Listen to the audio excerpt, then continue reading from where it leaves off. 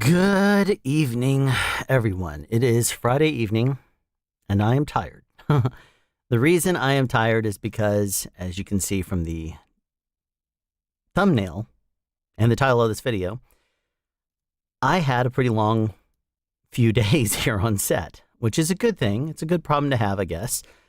But the reason they were long is because they were scheduled to be. I was only brought in for 3 days. I won't name the show, but last week, the show was supposed to wrap. Actually, I take that back. It was supposed to wrap on Monday. But last week on Thursday, one of the crew members that was on the show had a positive COVID-19 test because they take tests 3 times a week. It ended up being a false positive. And so they ended up saying, okay, well, we're not going to do that. They shut everything down. They gave the guy who showed positive 2 tests. And when they did, they both came back negative. So they said, okay, it was a false positive. All the other tests came back the same way. And they were like, okay, so no worries. But what they ended up doing from that is learning what would basically happen and how. And the way it basically ended up being is that they shut down the rest of the day. So basically, as soon as they got the results from the test, they shut down instantly. And then they regrouped and required crew the following day. No, I take that back. The next day, which was Friday, they required crew to go and get tested. But they decided to give everybody a little bit notice. So that way it was the weekend. And they said, okay, so on Monday, everyone's going to go get tested. So they did a mandatory testing for all crew to show up. Well, the crew that was supposed to be finishing out the show had another show they were supposed to start this week. So they had left and gone on to another show. And I was brought in as a kind of a closer, I guess you could say, if it were baseball. And so I was brought in as part of a group to finish the show out for the last 3 days. So Monday, I went and got the test done at the location of their choice. Tuesday, I was brought in on set, and we worked a 15-hour day. Wednesday, we finished up the work from last Thursday. So that was only, what was it? It was only probably about 8-9 hours, something like that. We finished up the work, and then last night, they brought us in yesterday at 1 p.m., and we wrapped this morning at 6:24 a.m. And it was about an hour and a half drive, so I was a zombie. I was exhausted after that drive. It was crazy. And so I thought what I would do in this video is talk to you a little bit about what it is like, and I'll take your questions too, and I'll probably just stop in the middle of whatever I'm saying and answer your question. But I thought I would talk to you about a few things that I learned from being on set this week as a boom operator. And if you have any questions, like I said, I'll be glad to take those any and all times. But if I'm brain dead, that's because I got back in. We've wrapped at 6:24 this morning after a 17-hour day. Just about a 17-hour day. By the time you add in there about an hour and a half commute time, it was definitely long. And so, yeah, it was a very long day. I got home this morning, took a shower. I could barely walk when I took off my shoes. I was walking and limping at that point because I'd been on my feet, standing on concrete pretty much most of the night. And it told me, first of all, that the inserts that I have in my shoes are not good enough. They were great when I finished the previous show I was on, and I got them new on Halloween last year. And I wrapped the show in January, and then I only day played a few days before the whole COVID-19 shutdown. This is my first time being on set since then. So it was nice being back on set, but those shoes had basically been not worn for months. I wore them briefly in my video about wet shoe options, just to show how you can put the silicone covers over top of them. But that was the first time I'd worn them since the 13th, March 13th, when I was day playing. and that show got shut down. But shoes are very important if you're a boom operator because you're on your feet constantly. And if your feet hurt, you want to sit down, put your feet up, and not move, which means you're not a very active boom operator. And that means you're going to miss things. If you go back to the sound cart or the utility cart and sit down, it's going to be very difficult for you to motivate yourself to want to get up. And that's a problem if you're a boom operator because you have to want to be mobile. You have to stand up. You have to move around. You cannot just tune out. And so, because another reason why is because there's always a noise you hear. There's always a light coming in. If you're like we were doing exteriors pretty much all night, and we had the sun coming up. That was coming up this morning about the time shortly after we wrapped. Luckily, it wasn't the sun wrapping us, which has happened on shows I've been on before where I was on one show years ago where we started around 1 p.m. It was the last day of a show called Finding Carter, season 1, I believe it was. And we were there, had day exterior work. We finally finished all of our day exterior work except for like a couple of shots, and we were trying desperately to finish it before the end of the day. And as the sun started going down, the DP was like, light it up, bring out some 18K, start blasting it out there. And we were lighting it up more and more and more to the point where the sky was actually black. And they said, okay, we lost this battle. We're just going to have to use the footage we got. So we shot then all night. And then at the end of the night, as the sun was coming up, we still had a couple of shots to do in the night. So the DP was like, bring out Duvetine and bring out 20 by and black out the sky and drop stuff on the side, drop sides and block out as much of the sun as you can. We got to keep this as dark as possible, as long as possible. And it was just, you cannot fight Mother Nature. Not on a film set when you're trying to do, mediums and wides and stuff exterior. And it can't look right if you're doing that under most circumstances. So we lost that battle, and it was nice to have the sun and Mother Nature finally tell us, no, you're wrapping, because that was another long night. Let's see here. We have Oh No Coffee. We're just starting off with the live stream. Yes, and hello, Eldest. How's it going? Thanks for coming in. So yeah, I was wondering, I basically, we had a hard out on, which means a time that you have to be done by on Thursday. No, today's Friday, isn't it? My days are running together. On Wednesday night, we were supposed to wrap by 1 o'clock because that was when we were supposed to be off the street. And we were. However, when we got out of there and went home and we started the next day at 1 o'clock, that was the day that we started. That was a 17-hour day, and that was a rough one. Now, the things that I discovered was that I do, first of all, not like wearing masks for extended periods of time. But the purpose of masks is technically if you're wearing a cloth style mask, like the ones made by Versaflex, the ones that I like, because even if you have a mask that's like this and you wear glasses, they will not fog up because it has this little flap on the inside that's made of neoprene. And this is a patent pending, but I just pulled off the thing. But what you do is if you have glasses, you flip up that flap and it goes around your nose like this. So that way it snugs around here and you're not going to have issues with blowing straight upwards and fogging up your glasses. Our utility last night, his name is Billy. He wears glasses and he was complaining about that on Wednesday night. And I said, I happen to have bought a few of these masks. And if you want, I showed it to him, and then I said, I have some that I haven't even touched that was still in the package over there. And he said, sure. He'd check it out. He checked it out. He looked at it. He tried it and loved it. Venmoed me within a few minutes. So anyway, the thing I will tell you, though, is it is important for you to get a mask if you're a sound person that does not pull too hard on your ears. That is so incredibly imperative, because what happens is I'm going to take off my headphones here for a second. And Eldest, I'm not going to put up that, I'm going to hide that comment. But here's what I will say. See how loose this mask is when it fits? Goes over my ears. And as much as I love the VersaFlex masks, the biggest problem I have with them is that they are loose. Like this is extremely loose on my face.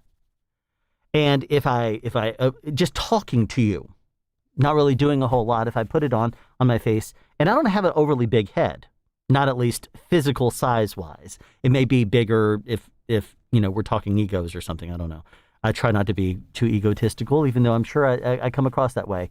Yeah, and I understand, eldest. It's just, I like to keep things PG, probably even closer to G on this channel, especially in chat. But anyway, so the biggest issue I run into with masks is this. If it's too loose, it will naturally fall down. And being on set, first of all, if you're a boom operator, you're zone A, which means that you are allowed to be within 6 feet of actors. Zone B or zone 2 or however they call it, like if they call it the red zone is the one that's on set where you're allowed to be within 6 feet of actors. There's also the second zone, which is yellow zone or zone B, which is considered to be able to be on set with actors, but not within 6 feet. So, and then there's also like green zone or zone 3 where you're not allowed to be within 6 feet of actors. Those would be like grips, electricians, people that do not need to actually be and intermingle with talent. Sometimes I would need to be on set like a sound utility and fix a lav or something.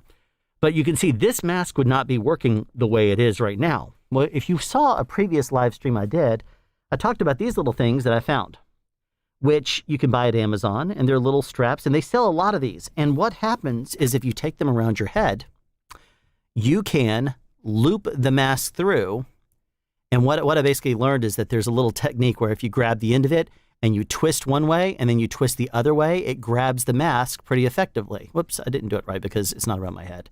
But you would grab it and twist like that, and it would grab your mask and allow it to stretch out. So you can hopefully keep it off of your ears a little bit.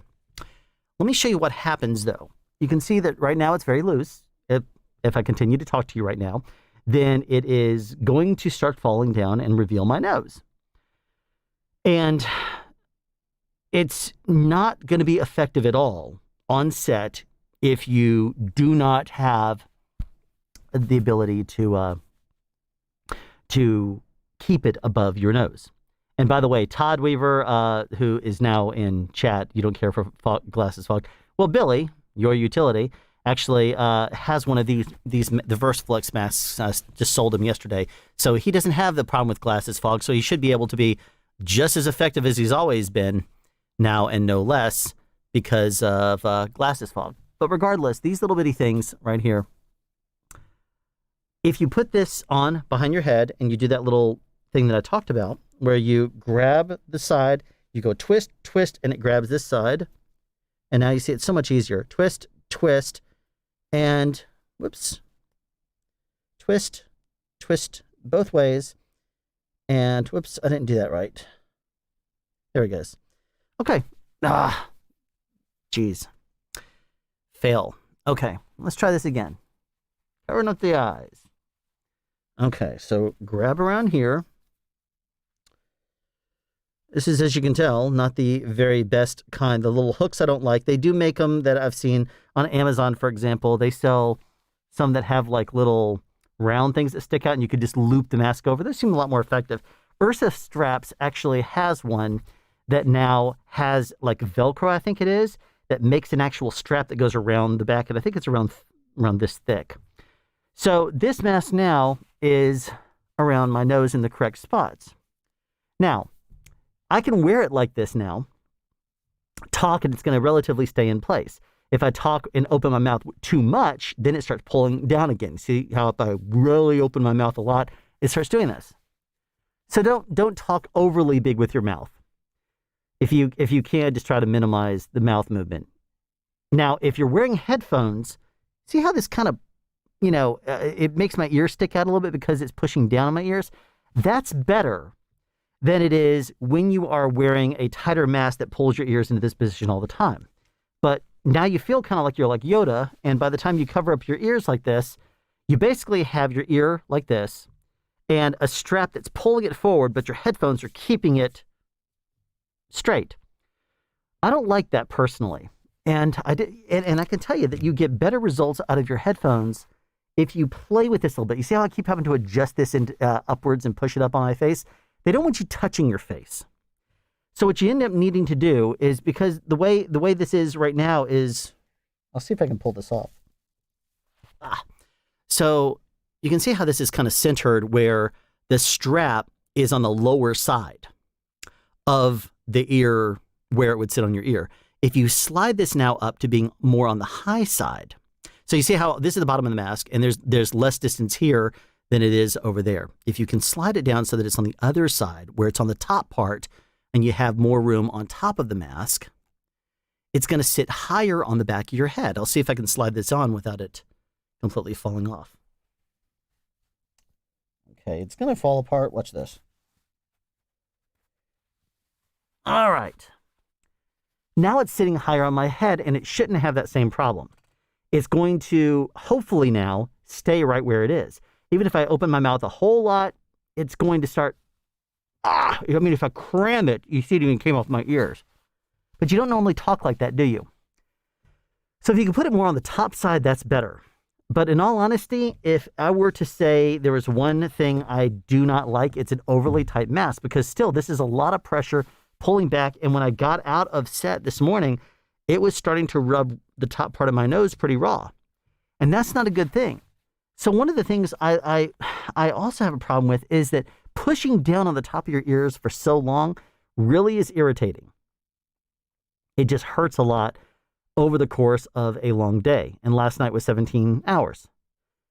I don't like that. So I have not tried the Ursa one. I did see the video about that. I just mentioned it a moment ago. I need to try it. I told my sound mixer and utility it's got to go on the expendables list for a show that we're starting in 2 weeks. It's got to go on that because I want to get that. They're wanting COVID compliancy. That's fine. We're going to do that. But I want those masks to the mask to fit properly, because this is going to be irritating and it's going to just hurt by the end of the day. Even if we're doing French hours, which are 10-hour days, even if you're doing those on your show, I don't want to end up wearing this mask for 10 hours a day for extended periods of time and just have it hurt like this.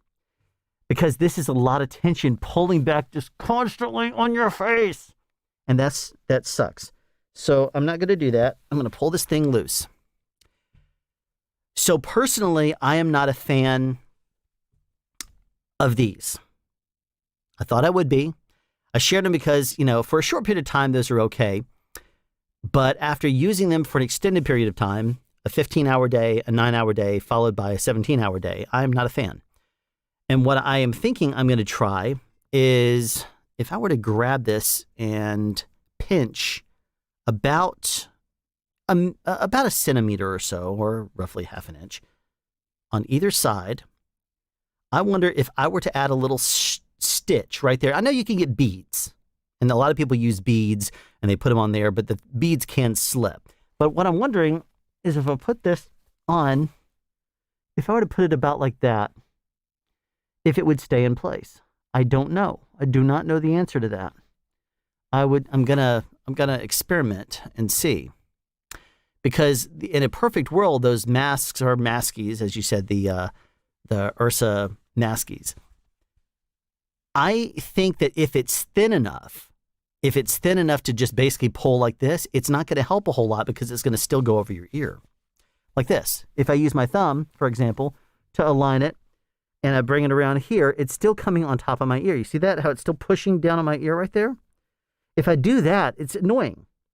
So what I'm thinking is it needs to be thicker, because if it's thicker along these lines, like right here, if it's thicker and then goes, let's see if I can do this, and it stays farther apart, it's not putting pressure directly on your ear. So what I'm thinking I'm going to try, I thought about sewing it.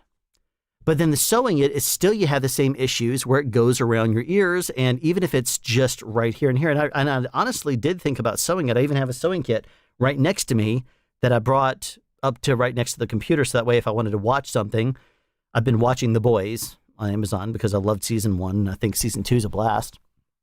But I thought about doing this. But still the same issue is there. It puts pressure on your ears. So what I'm thinking about doing is I'm going to try the Maskey. There's some Maskey. We have it on the expendables order.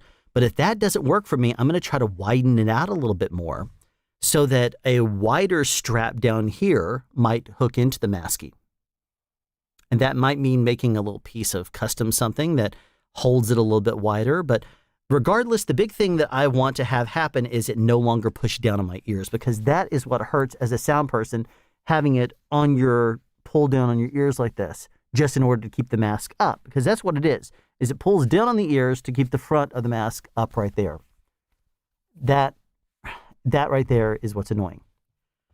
Now, where's the little strap thing? Oh, there it is.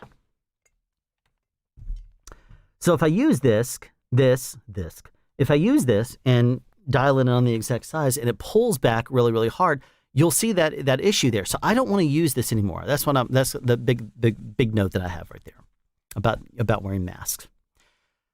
Now, different shows at different, budget levels are going to have different levels of COVID compliancy. The show I worked on the past few days was a very low budget show. So it paid the lowest rate I've gotten in a long time. I'll just put it that way.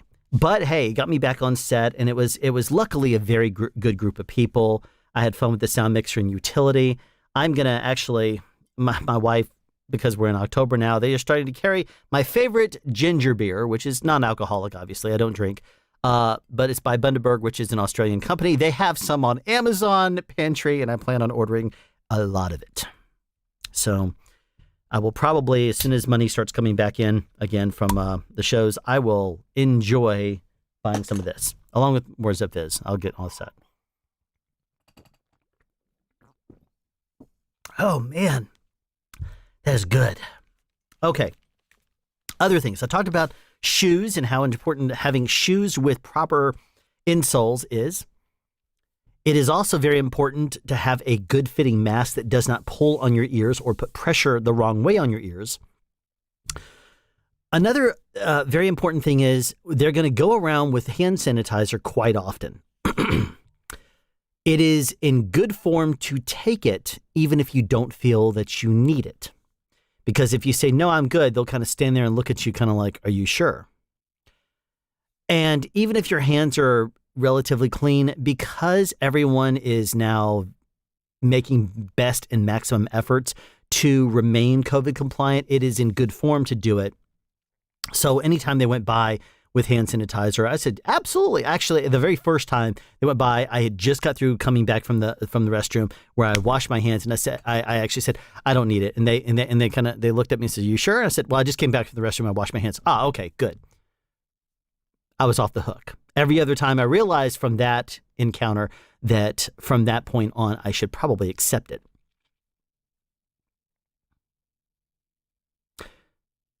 You have progress on your keyboard, but now your Windows key is on the GK. The GK. I have no idea what that means. You young kids and your terminology. I don't know what that means.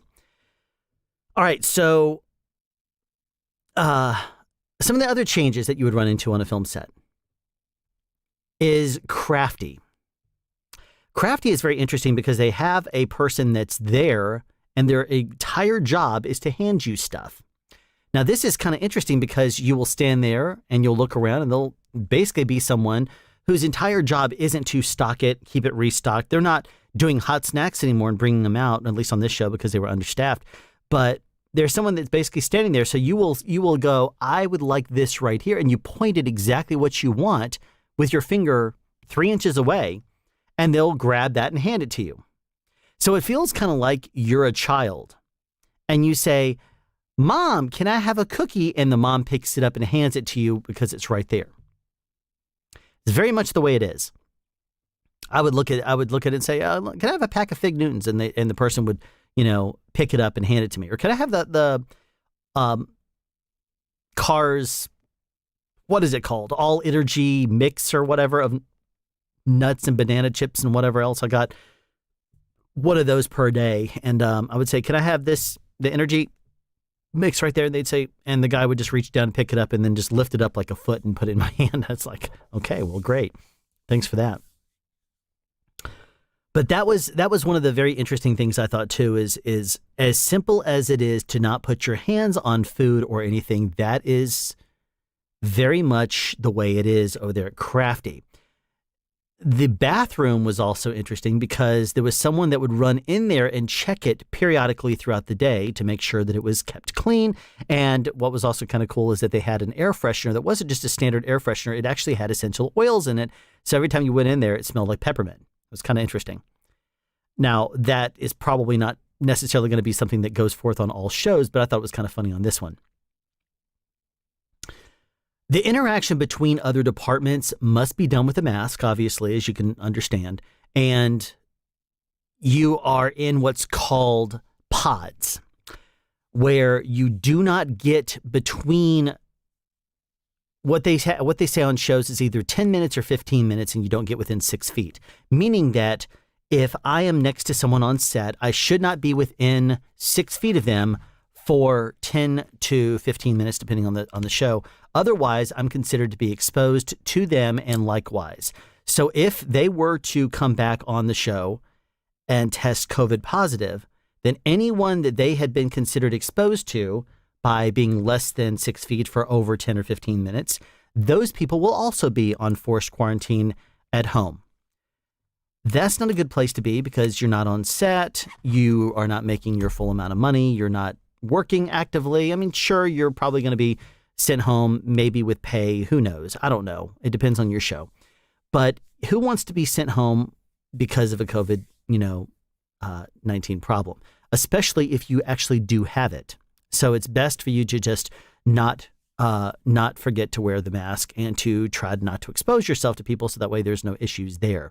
Now, one of the things that I thought was interesting from talking to a few people, not on this show, but on other shows, as I understand it, there's going to be people that are scouting social media and looking for you to, and this may just be hearsay, but I'm going to share it anyway, that are going to be looking for instances of you going out and not wearing a mask in public places.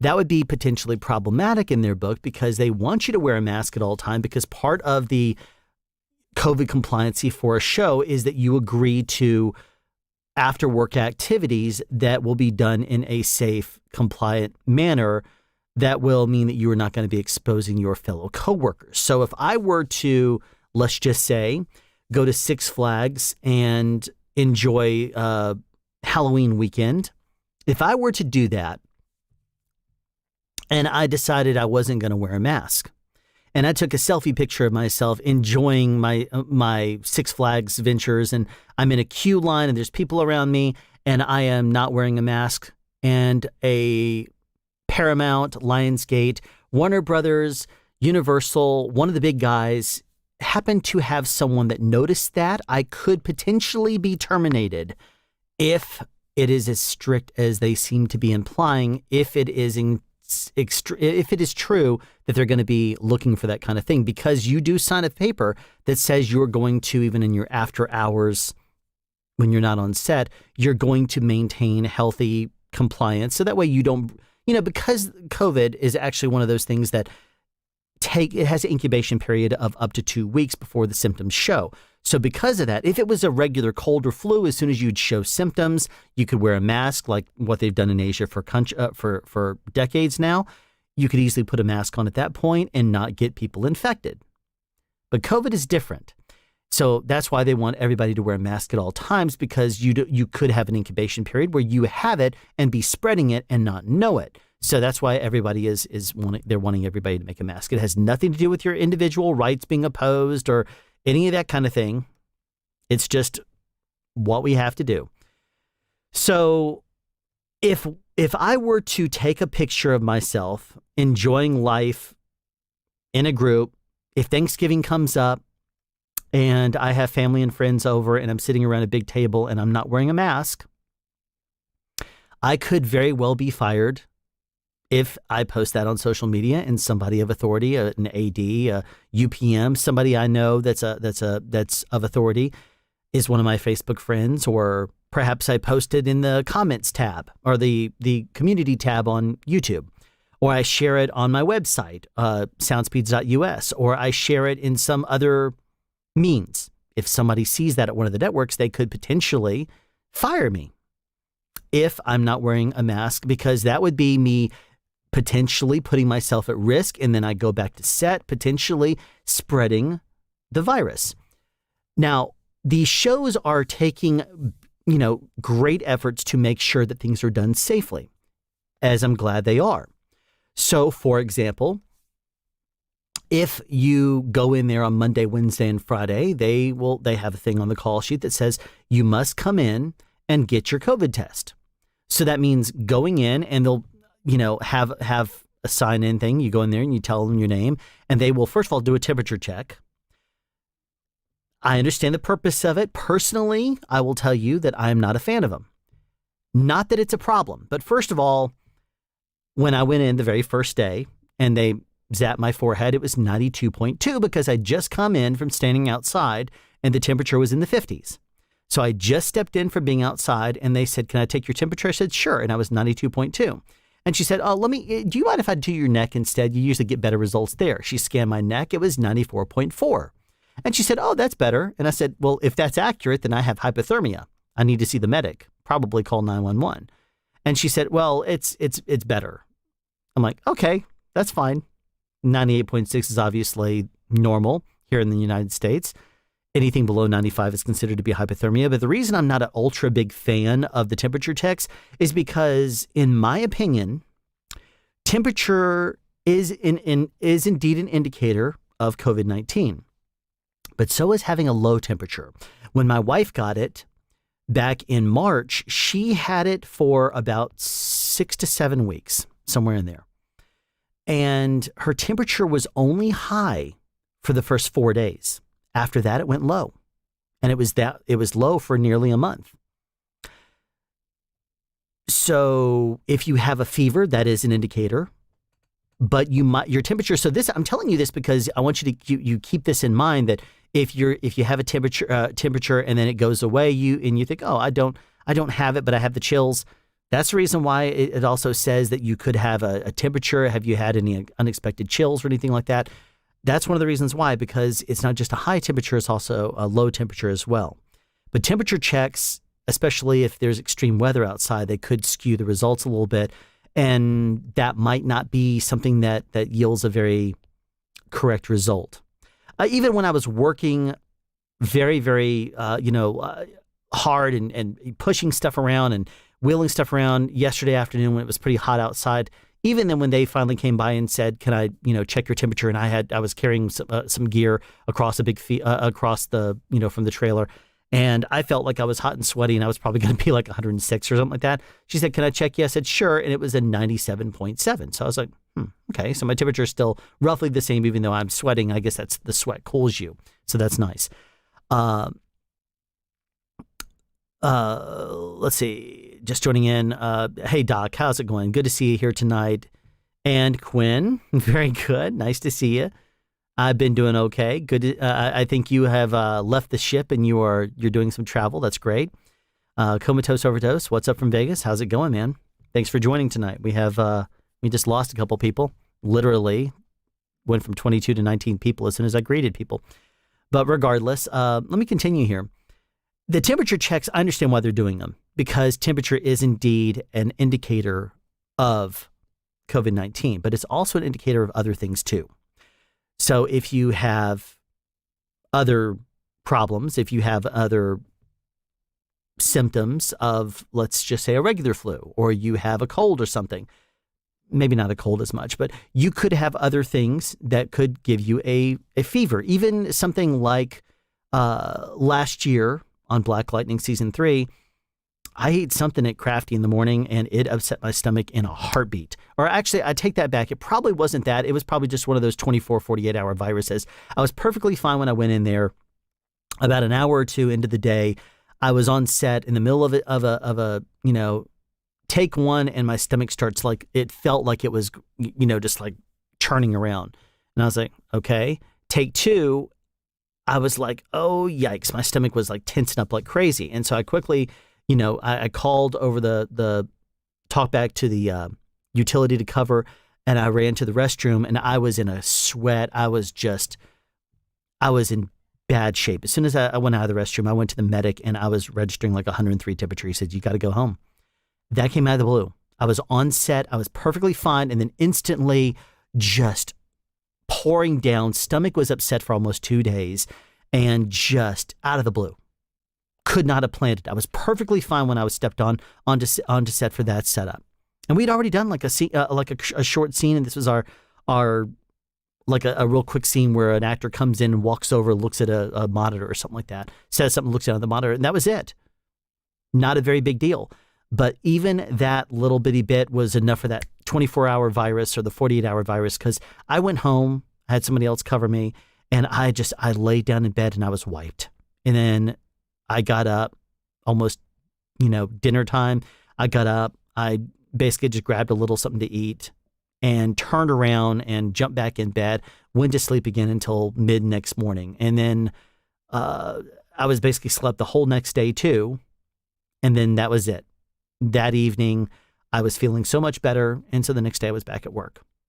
Luckily, I have a sound mixer that understood that I wasn't just trying to pull, jokes and trying to get off work or anything like that. Because I literally went completely hot. The medic checked me and I was like in a sweat. I was actually shaking, but he took my temperature and I was 103 point something. He said, you got to go home. You can't be here. So can't wait for this virus to be over me too, Comatose. Did production stop for the day without you? Does the production stop for that day without you? They did not, because this is before COVID. This was like back in September, October last year, maybe. It was just a regular day on set when that happened. But if the show I was on, I'll recap a little bit here for the people that are just joining us. Let me just have another wonderful sip of this non-alcoholic, because I don't drink, ginger beer by Bundaberg. I love this stuff. 'Tis the season, man. I love it. I love it. I love it. Ginger beer, especially spicy ones, are great. Love it. And I'm not going to be spending enough money. I can't wait to get back on set so that way I can load up on this stuff. I found a place that actually delivers it for the cheapest price around. The Trader Joe's one's good. Is it spicy? I hope it is, because if it is, I'll try it. If you can tell me what it is, I'll have to get some when I start getting paychecks coming in again. That would be awesome. Just to recap what I said earlier for the people that are just joining us now, if you are on set, the way that it worked last week, the show I was basically taking over for the boom operator for. The show was on Thursday. They take tests on Monday, Wednesday, and Friday. The test came back from Wednesday morning. The test came back on Thursday after they were already in and working, and the nasal swab came back, and it ended up showing that one of the people at Craft Services ended up having a positive result. And so instantly they pulled him away, and they did 2 more tests with him. Both of those tests came back negative, but they went ahead and released the crew for the day and said, go home and isolate, and we'll contact you later.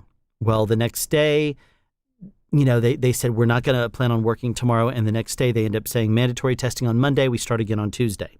So since I was filling in for a boom operator that was going away to another show after the week, I ended up going and taking a COVID test on Monday, which is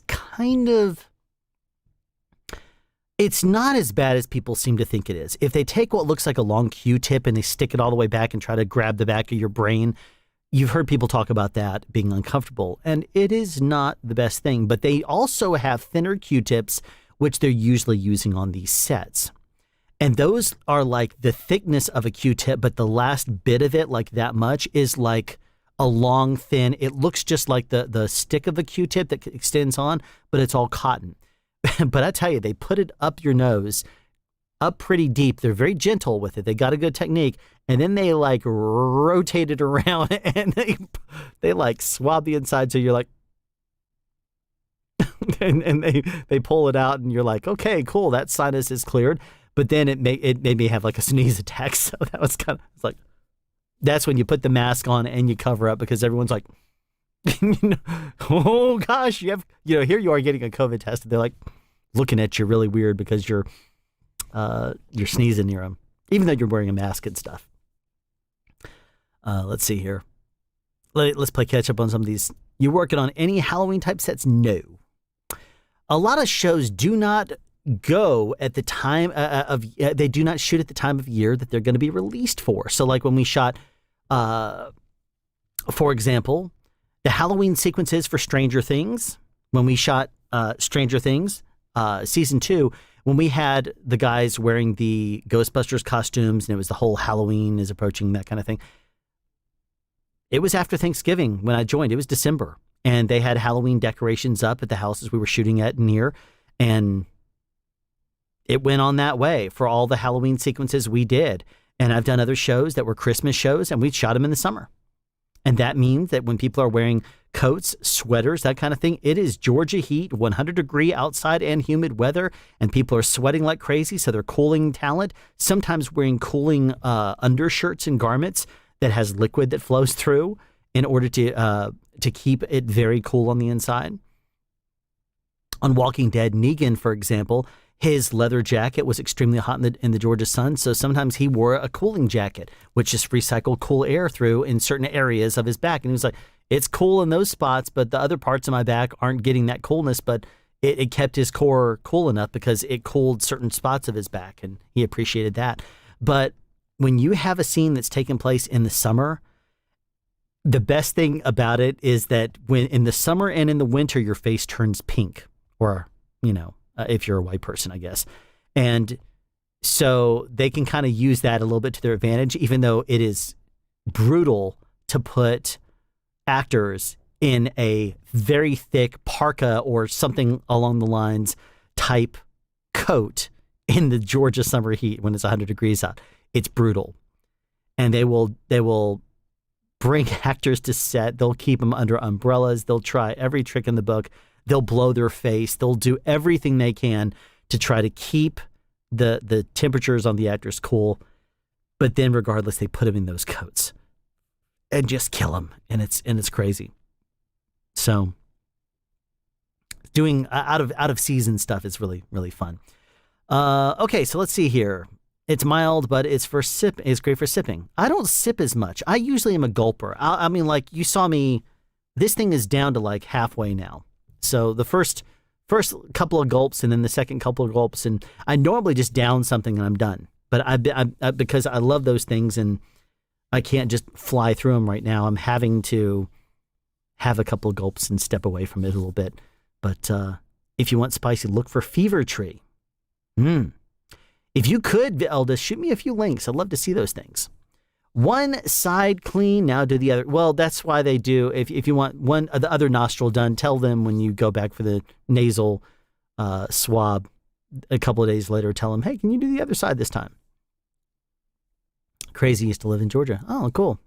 Yo, Alan made it. Andreas, hey, how's it going, man? Just came back from 2 back-to-back live streams. Good to see you. Well, that's awesome. Were you actually on the live stream?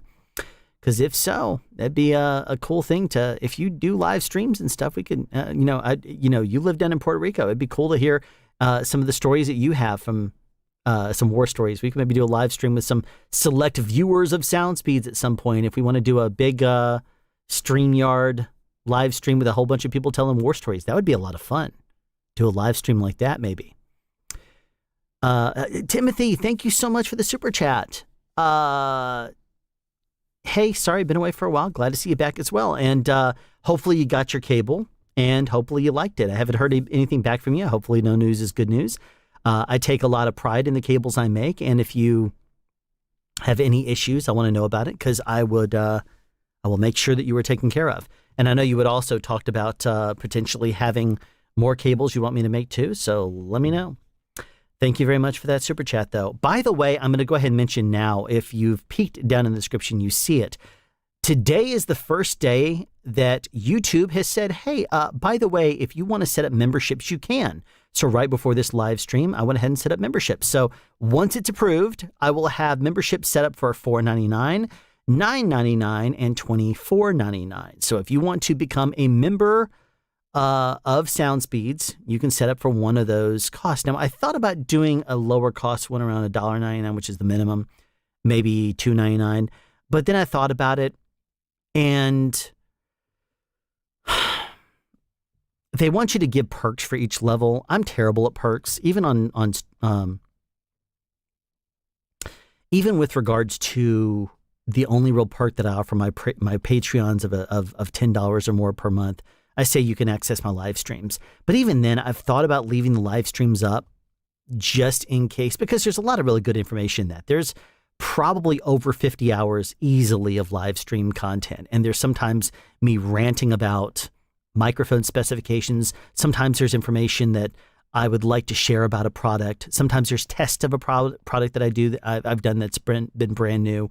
There's a whole bunch of things I do in live streams, and that information is probably good to have released to the world. So I'm thinking about later this year saying basically the end of the perks for Patreon. And if I do that, then I will probably consider doing something like that for memberships and saying, you'll have access to but then at the same time, what I'd probably do more with regards to memberships is do a special behind the scenes video, or maybe say, do a Zoom chat. I mean, what I thought about doing is actually have a phone number that I signed up, a Google phone number, it's really funny because I got a cool number. It's, I'm not going to say it, but because I don't want everyone in the world to call it, but there's a very cool phone number I have that's a Google Voice number that if you call it, it will ring straight to me. And I thought about even making that a perk if you wanted to spend an ungodly crazy amount of money and get that. That way you could just text me that and I would respond back.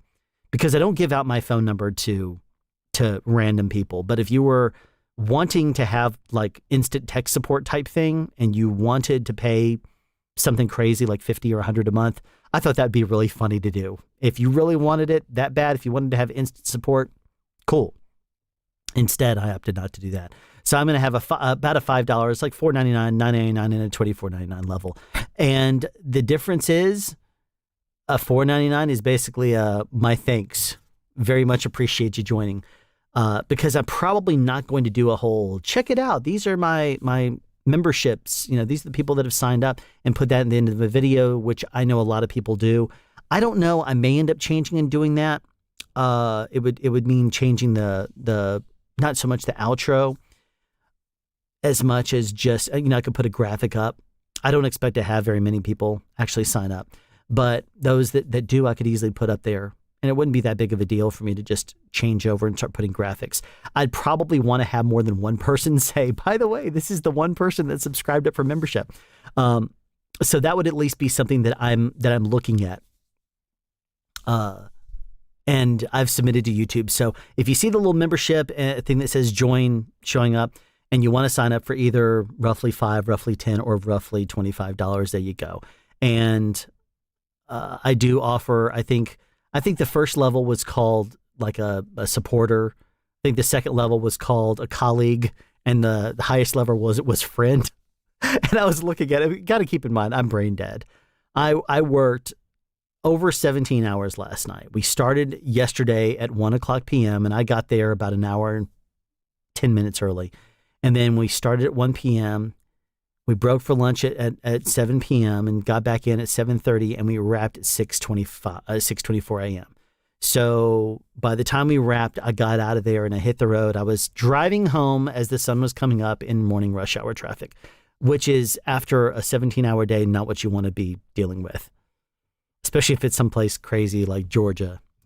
I mean, I'm sure it's worse in LA and DC and other cities, but still, Georgia's no joke when it comes down to traffic. And when you're exhausted after working overnight. Now, granted, you still have that energy that really, amped up for the first 10 or 15 minutes. And then after that, you're like driving down the road. And I thought it would be kind of fun to do a live stream, but then I can't. It would keep me talking. It would keep me going. The problem with that is there's no way for me to answer questions live. So if I were to say, yes, by all means, let's do a live stream, I would be needing to read your questions unless I had someone that was a moderator that would say, hey, Alan, you got a question from such and such, in which case it would be kind of weird. So let me answer a couple of these questions here. Andreas says, let me know for the Streams Man, probably be making cable order for XLR mini to regular XLR. So a TS3 to XLR. That's fine. That C70 has got me thinking. Okay. All right. Well, just let me know. I'm standing by. I know that technically the end of the month, September, was when I should actually go private on the video now because because that month is the video now is no longer. The video is no longer valid. It was not evergreen, as Bandrew would say on podcasts. It's not one of those that is. It's dated. It would say basically that by the end of the year, by the end of the month of September, it should no longer be up online. So I am, even as we speak, making it unlisted. So you will never again see that video, the sound utility class and custom XLR video. All right, so there's that. Good times, good fun. Okay. That is done. Let's see. All right, let's go back to chat. Cable was received and impressive. Awesome. Membership, I'm in. Okay, thanks, Timothy. It will be great to see there. I'll end up doing a video and say, hey, by the way, membership's now available. Why do preamps take so long to ship? I don't know, man. If I were to guess, I would say at this point in time, I know that there's been some issues with some manufacturers have had shutdowns for COVID. And when that happened, it disrupted the manufacturing process. It disrupted the entire year for some companies. Like, for example, I don't think Andrew at DD would mind me saying, but they had planned on going a completely different direction for 2020. But then as soon as COVID-19 happened and people were shutting down, they instantly started selling a whole lot of their lavs in their home, like their video mics, because people were vlogging and stuff. And so they started to amp that up. And they have constantly a lot of R&D in the works. And they just pulled up some of the ideas that they had been working on and decided to put on the back burner some of the ones that probably wouldn't go over nearly as effectively for 2020. And that's the wise way to do it. If you have a business model and you want to generate the maximum amount of people that are interested in products at a certain time, that's the way to do it. I think he's exactly right in that. And he's got a good idea for that brand. And I think that was wise, especially considering that they sold out. And I even threw out a couple of ideas. I called him like 2-3 months ago. How about this idea and this idea and this idea? And he said, it would be a good idea if. And then he told me the reason why it wouldn't work. And I'm like, oh, yeah, that's a good point. I didn't think about that. And it's because I don't understand his market. I'm not a businessman that works, and does marketing and understands the deity world and how deity's structure is and how they're laid out in their R&D department and their marketing and all that kind of stuff. But I think he's got a great concept. He's got a great idea where it's going. And they're doing some cool products. So you'll see those soon. But I would be willing to guess that that a lot of other companies are the same kind of way. I know Neat Microphones that makes the King Bee, they sold out of them months ago, and people have seen it on B&H and other websites saying, oh no, discontinued. They're not going to be releasing any more King Bees. Well, they've not announced it, but I did reach out because I kept having people say, oh no, well, those have been discontinued. Well, they're reworking it. They're going to come out with a version 2 that has some tweaks in it. And I don't know when that's going to be. They have not even formally announced it. So I would assume that once they're happy with it, they're going to release it. I even proposed to them a microphone called the Queen Bee. We'll see, because I mentioned it to him and he says, that's actually, that's something maybe we might be able to do something with. Let me pitch that and we'll see what happens. And that was the end of it. I've at least sent it out into the universe and we'll see if they make the Queen Bee. It doesn't mean that if they release it, I'll have any credit or anything. I won't be able to say, oh, look at that. I suggested a micro. It's not going to be that way. It would be one of those things where I'd say, cool, they did it. Because I'm sure that they wouldn't just take what exactly that I said and run with it. They would have to do some other stuff with it, because I basically pitched the idea. It would be like someone looking at Ben and Jerry's ice cream and saying, it'd be great if you had this flavor. They've already made their whole world and their name and everything. It's not you coming in there and changing the entire Ben and Jerry's world by you telling them that you should add caramelized bacon and chocolate peanut butter chunks in it or something. I don't know. That's just me throwing out a suggestion, even though that doesn't sound overly great. Well, the bacon would be nice, but you know what I mean. If you throw out a flavor and they said, okay, well, they still come up with the core formula for the ice cream. You're not telling them any of that stuff. You're basically just saying, it'd be great if there was a flavor that did this. And they say, okay, we'll make that a reality. They do the hard work. You throw out an idea. It's kind of like some people you work for that say, hey, can you do this? And it's a suggestion that took them all of 15 seconds for them to think of and mention to you, but it's going to take you about 2 or 3 hours to actually do, if not more. So it's like some of those emails or suggestions that I get in comments say, hey, Alan, could you do a video about this? I'm like, oh, that would only take like 15 or 20 hours. I'll put it in the list and we'll see what happens. Some ideas are shorter. Some ideas are, oh yeah, that wouldn't be bad. But we'll see. If I were to guess, though, to answer your question, why do preamps take so long to ship? They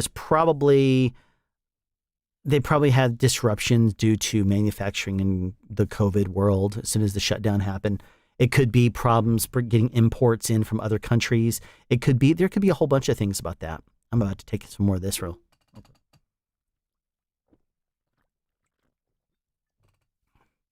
Where I have been nice. Very good, eldest. All right, so Mojave GG. Hello, Mr. Sound Speeds. I hope all is well. Thank you for your informative and entertaining videos. Thanks for watching, Mojave GG. Appreciate it. You live in LA and the worst traffic you've been in is in Atlanta? Wow, that says a lot. Either that or you're not working in the right places in LA, because people will come here from LA and they'll say, it's insane, back in LA, I will take Atlanta traffic any day of the week. Now, a lot of the times, if you work at one of the studios down in Pinewood, for example, it's south of the city. If you're living south of the city, or you have a hotel that's in Atlanta and you drive a reverse commute, it's not going to be as big of a deal. If you are living on the north side of town like me and you have to do a drive into town, it's going to be a longer drive. Especially if you're on the northeast side of town. That's a pretty rough area. If you're coming up from the south, it's not nearly as bad. If you're coming in from the east, there are certain places that if you leave at, let's just say 6:15 a.m., if you hit this one intersection by 6:15 a.m., you're not going to slow down. If you hit it by 6:20, you'll be delayed about another 10 minutes. You hit it by 6:25, you're delayed half an hour. You leave by 6:30, you're delayed an hour. Hopefully that makes you happy, because you're going to be stuck in traffic an extra hour because you left 15 minutes later. So, Globetrotter Mike, they told me to wait for 6 months for a compressor gate, so I got a different one than I wanted. Yeah, I know a lot of the better ones have been running out of stock. I know the SSL 2 Plus and 2 were out for a while. I know the Motu M2 was sold out for a while. I think that there's stock of those coming back in now.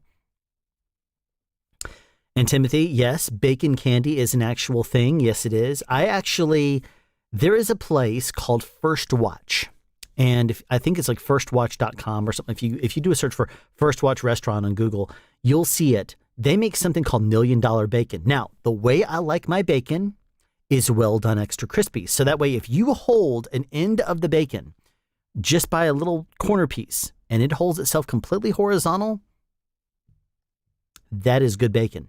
That's when I will eat it and eat it happily. But their $1 Million Bacon, I tell you, it's like $11 or something like that for 4 pieces. And you might say, that's a lot. It is a lot.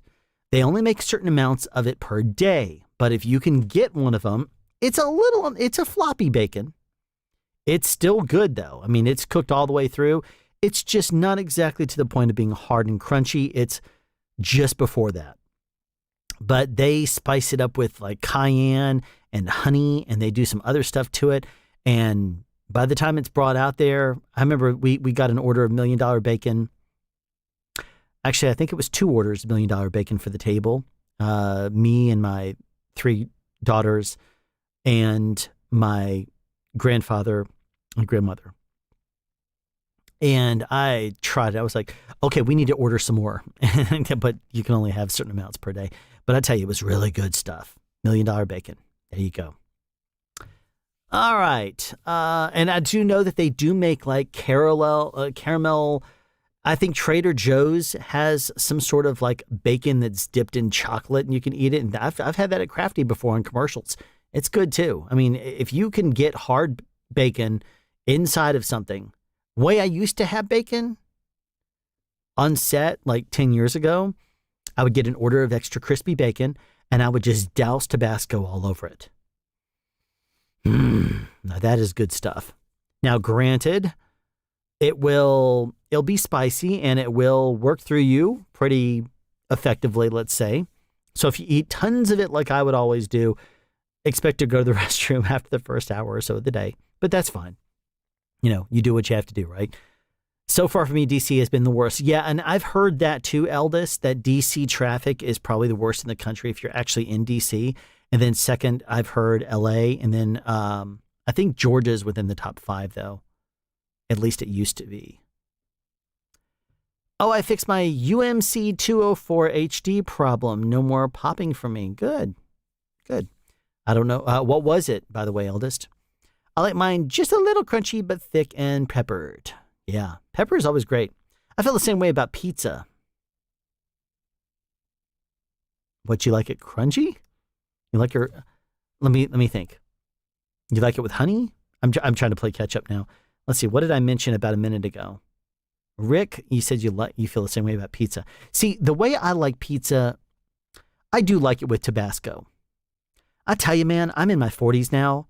I used to have a stomach of iron. I would make an entire dinner out of a block of Gouda cheese, like that thick Gouda cheese, like one of those 5-inch wheels.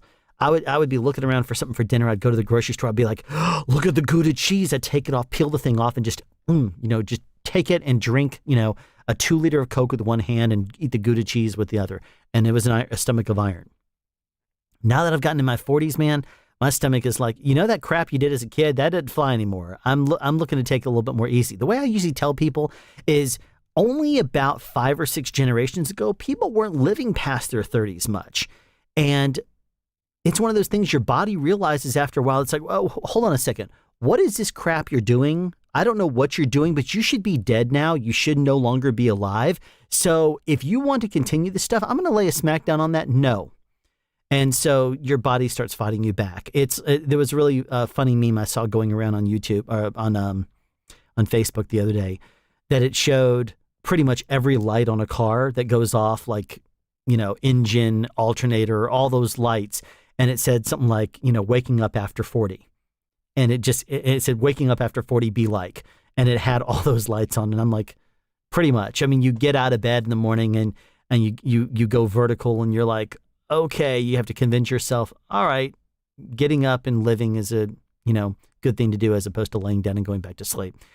And it's, I'm not a lazy person. I'm not the kind of person that likes to just sleep all day. I'm the kind of person that's like, oh, there's things to do. There's people to see and places to go, that kind of thing. So I like just getting up and living.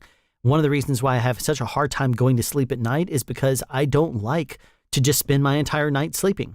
I prefer to be up and make a Sound Speeds episode, do something like this live stream, do things. Sleeping away my life is not something I really am ultra interested in, even though I understand that it's a very important part of your health. And I do have a Zip Viz here, by the way. I should go ahead and pop this thing. I pulled off the wrapper right before we started. No, I shouldn't. Not yet.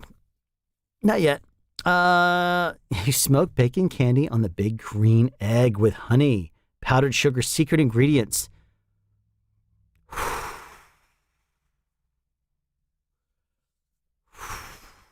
Timothy. I tell you, if I knew a very good way to make bacon on the grill, I would do that in a heartbeat. I need to experiment. My wife bought me some like really nice. She did an Amazon Fresh order, and she said they have bacon now. I was like, okay, let's try the Amazon brand bacon. And I tell you, it's been sitting in there. I need to actually cook it, and you cook it in the oven if you love your bacon. I used to cook it in a pan. Don't do that anymore. Don't If you make bacon in a pan, don't do that anymore. Preheat your oven to 400. Put down some. Take your cookie sheet or whatever. If you put down your bacon spread out across that, put it in there for 10 minutes, flip it over for 10 minutes, pull it out, 400 degrees, let it sit there on the tray for a good 3 or 4 minutes. It will start crisping up. And then what I always do is while that happens, I take a big plate, put down a couple layers of paper towels, and when I take my bacon off, I put it inside there. And after I get 3 or 4 levels and fully filled up the plate, I cover it over with a layer of paper towel. I press it down through all the little grooves, so that way I can completely pull out all the grease. And then right on top of that layer, I put down more bacon. And then I do the exact same thing with another layer of paper towel. I don't put down 2 layers of paper towels because that bacon it's not going to be so greasy that it's going to fill up an entire paper towel and then it's going to soak down through the lower levels. It doesn't happen that way. It soaks up, and then when you put another layer on top of it, it's going to drip a little bit, but you hold it vertical, shake it off just a little bit if you want to, and then put it on there, and there's not enough bacon grease to really, get all over the place. But that right there is a great successful trick for making bacon. From there, spice it up with whatever you want to. A little bit of cayenne, a little bit of honey, a bunch of Tabasco. Do it, and it's going to be amazing. Okay, my mouse pad was causing issues. Got it. That's what you were talking about. Changed the port and plugged it into. Good fix. I mean, those are a lot of the peripherals. That's one of the tricks that they'll say is if it's acting up, try a different port. So good. Glad you were able to figure it out. Pizza plus bacon plus Tabasco. Yeah, good trick. Good Neil. Right there. The biggest problem I run into is if you get bacon in a lot of restaurants, they don't ever make it right. Pizza places do not make bacon right, in my opinion. It's always soft to your teeth. And for that, I mean, I guess it's okay. It's best for pizza that way so you can bite it.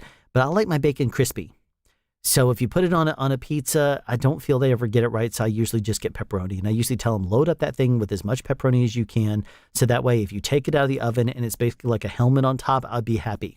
And they're like, well, we can't put on that much bacon, sir. We can only, if you get the pepperoni lovers pizza, that's double pepperoni. I'm like, well, can you do double pepperoni lovers? No, sir, we can't do that. Then it doesn't go through the oven. I'm like, But you can easily do double pepperoni, and you can load it up with ham, bacon, sausage, every other topping you have. You'll take double pepperoni and all those too, right? And they're like, well, yes, sir, that's fine. But not double pepperoni or triple pepperoni. Don't know. Yes, DC traffic was a nightmare, although you can't expect tons of delay, bumper to bumper in LA. It's pretty chill. But New York, Boston, and Chicago traffic, yeah. Big cities, man. Big cities. Especially vertical cities, because the vertical cities, and by that I mean that you have a lot of skyscrapers in them. Those are areas where you can go less city blocks to get to more vertical space, and those can be, when you go longer distances, it means that you're traveling through denser areas and populations. Atlanta is more of a horizontal city. We do have some skyscrapers, but it's really funny if you look at Atlanta from the north or the south. Peachtree Street does this number. And if you go basically 1 or 2 blocks to the left or right of Peachtree Street, that's where the skyscrapers are. We'll have a few other taller buildings, maybe 20 or 30 stories, but, spreading out a little bit beyond that. But the tallest buildings that you have in Atlanta are on Peachtree Street or 1 or 2 streets over, like Spring Street, maybe West Peachtree Street. Those streets mainly are the ones that will have the skyscrapers because they're pretty much parallel too. But if you look at Atlanta from the other way, not this way, but you look at it from this way, you're like, wow, look at Atlanta. It's so impressive. It's a very, very big city. And you see all the skyscrapers and you're like, wow, that's big. But you look at it the other way and you're like, well, it's a pretty skinny little city. It's basically 2 or 3 city blocks, wide for the big skyscrapers than other buildings. It's very weird how that works out. Yeah, yes, you should, Timothy. You're telling me to take the Zip Fizz, I'm sure. And then Elda says, speaking of Zip Fizz, I like the pink grapefruit flavor the most. Eldest, I have wanted to try. I should really buy. I'll be the work that I just did now will get paid for next week. I really should make a point to sometime this fall get that $12 whatever it is sampler. How much is it? What was it on $20 on Amazon? I need to look it up again. You can't see my screen right now, but there was a company that reached out to me asking me if I want to review their product. And I said, no. After looking at it, I said, you know what? I might do it under certain circumstances. They didn't agree to my terms. So I said, nope. And let me see, Zip Fizz flavors,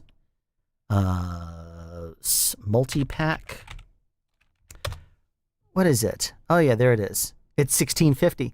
Yeah, I'll have to pick that up. 13 flavor sampler pack. Because what I would do is I'd do a different flavor every single. What I'll do is I'll add it to my Amazon, so that way I'll pick it up at some point. But $16.50, I'll add it. That'll be fun to do at some point. Yeah, we'll do that. And every single live stream I do, I will take another Zip Fizz flavor. That'll be fun. Okay, so we'll do that. I just I'll get it as soon as we start to have wonderful funds coming back in from the shows I'm working on. Going back to sleep feels so good. It does when you don't have a family. I like to see my family. And they have certain times that are peak and sometimes that they are not available because of school or because of homework or because of certain activities. So I like seeing my family when I can. So I don't like to just sleep away their lives as children. I'd rather actually see them, even if I'm tired. They admittedly get annoyed when they see me go downstairs and I'm like, oh, hey girls, how's it going? I sit down with them and I'm chit-chatting with them. And then a few minutes later, I'm like asleep on the couch. Why does dad always fall asleep? Well, he works very hard, my wife says. And they're like, well, it's kind of annoying. Well, sorry.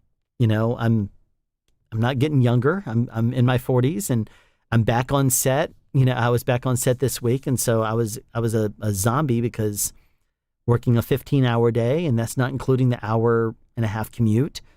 That's troubling. Last night was a 13-hour day plus my hour and a half commute. I got up yesterday for my 1 p.m. call at 10 a.m. I left at 10:30.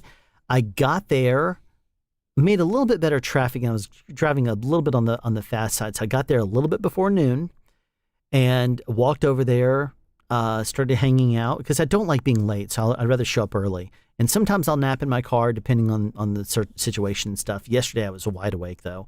And then we started our day at 1. We wrapped this morning at 6:24 a.m. And then by the time I got out of there and was driving home, I was alert for the first couple of, first 15, 20 minutes. And then after that, I was like, I'm starting to go kind of bug-eyed. And I had a Zip Fizz next to me. And one of the things I have in my car, but I did not refill, is you use peppermint essential oil and you put it inside of a bottle of water. You can just fill it up with tap water and put it in there. And you just pour a little bit of that into the little distiller for the car. I know it sounds like, ooh, essential oil, though. Alan is so crazy. And that's fine. You can think that if you want to. But to me, it makes it smell kind of nice. And peppermint naturally keeps you a little bit more alert. You do that. And if you're really tired, pop a Zip Fizz. Ooh, you're awake. Probably for hours. But you're at least going to get home safely. Now, normally what I'll do is I'll get in my car after a long day. And I'll sit there for a minute or so. I'll turn on the car, let it idle if the windows are, if the condensation is on the windows or something. I'll let it sit there. I'll let the car warm up.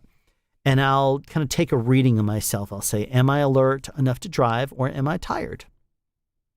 If I am tired, I will lean my seat back and I will set the timer for I round up to the nearest 10 minutes and then I add 20 minutes to that. So if it's, let's just say, 6:24 a.m., I'll round up to 6:30 and then I'll add 20 minutes. So I'll set an alarm for 6:50 and I'll wake up at that time. And I'll usually wake up and the first thing that will happen is I'll be bitter about the fact that I'm usually in a parking lot and most of the crew cars are gone. It's just me sitting there alone. I'm like, man, I'd be, a third of the way home now if I would have left. But then I also know that it's not good to drive when you're dangerous, but at least that anger will keep me awake, right? If I'm overly tired, I'll do that. Now, if I'm not, I start to drive home. If I start to get tired, then my policy is find a place like a Quick Trip, which is a gas station that is highly popular.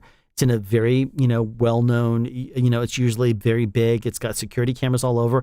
I will back into the parking space. I'll leave it idle. I'll make sure the windows are closed and the car is locked, and I will lean my seat back and I'll take, not in the, right in the front of their windows, but I'll go down maybe a third of the way down. So I'm not right in front of the building taking prime parking spots, nor am I all the way down at the end too. I'll usually lean my car back, my seat back, and I'll sleep for 20 or so minutes there. And that's where I'll do it. Because if you're in the parking lot, and if you're sleeping there extended periods of time, it'll be an issue. But if you're just idling with your car, maybe taking a 20, 30-minute nap, they're probably not going to say anything. And if they do, then you can just say, yeah, I was drowsy on the road, so I'm just pulling over, taking a quick nap, and then I'll grab a snack and leave. And you don't necessarily have to grab a snack, but if I always told myself that if they ever came out and really were bugged by the fact that I was there, I'd go in and buy something. I think it's only fair.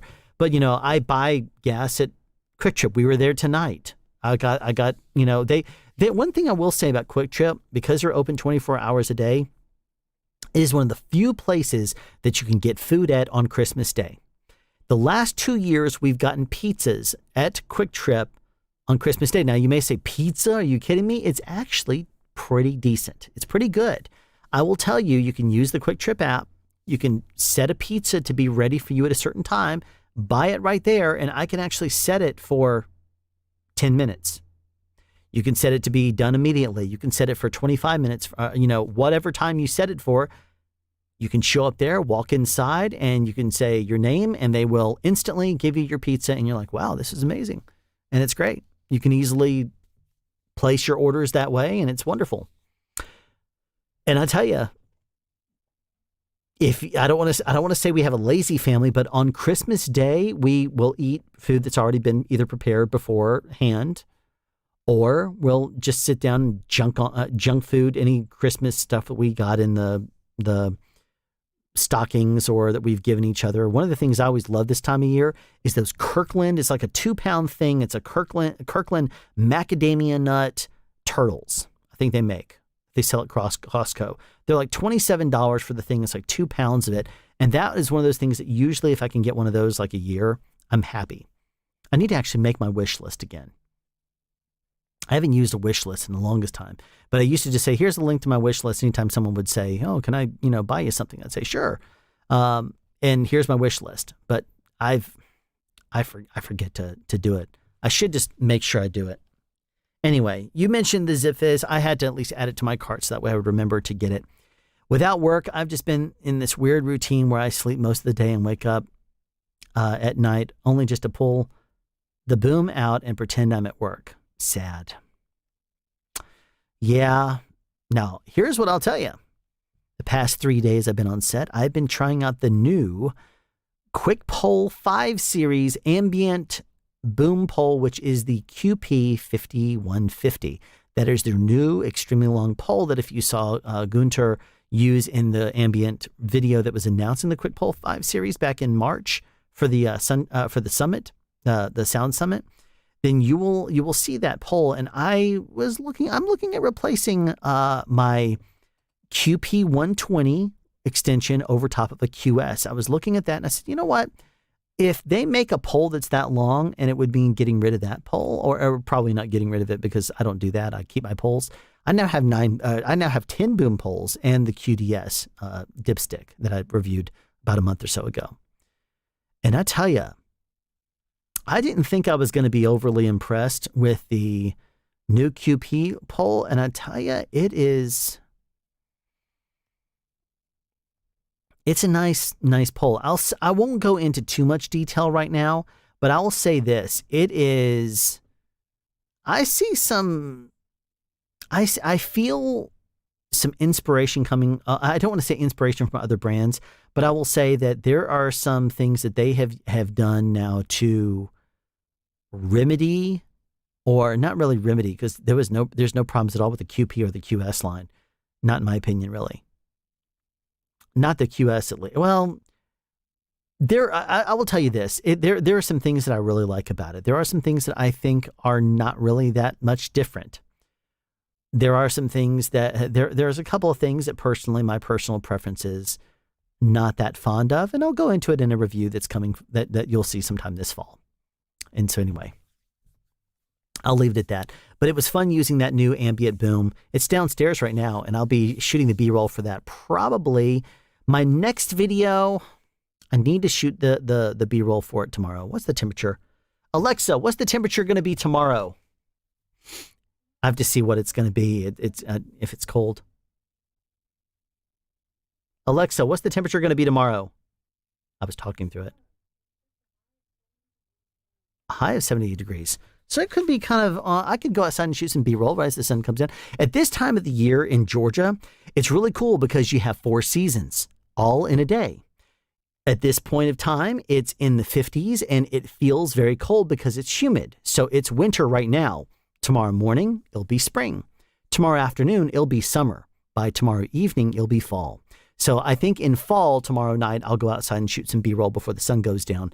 And you will see that footage in my video that I release on Monday. If I can shoot that. If not, I'll have to go to my backup plan. But I would like to get that video done.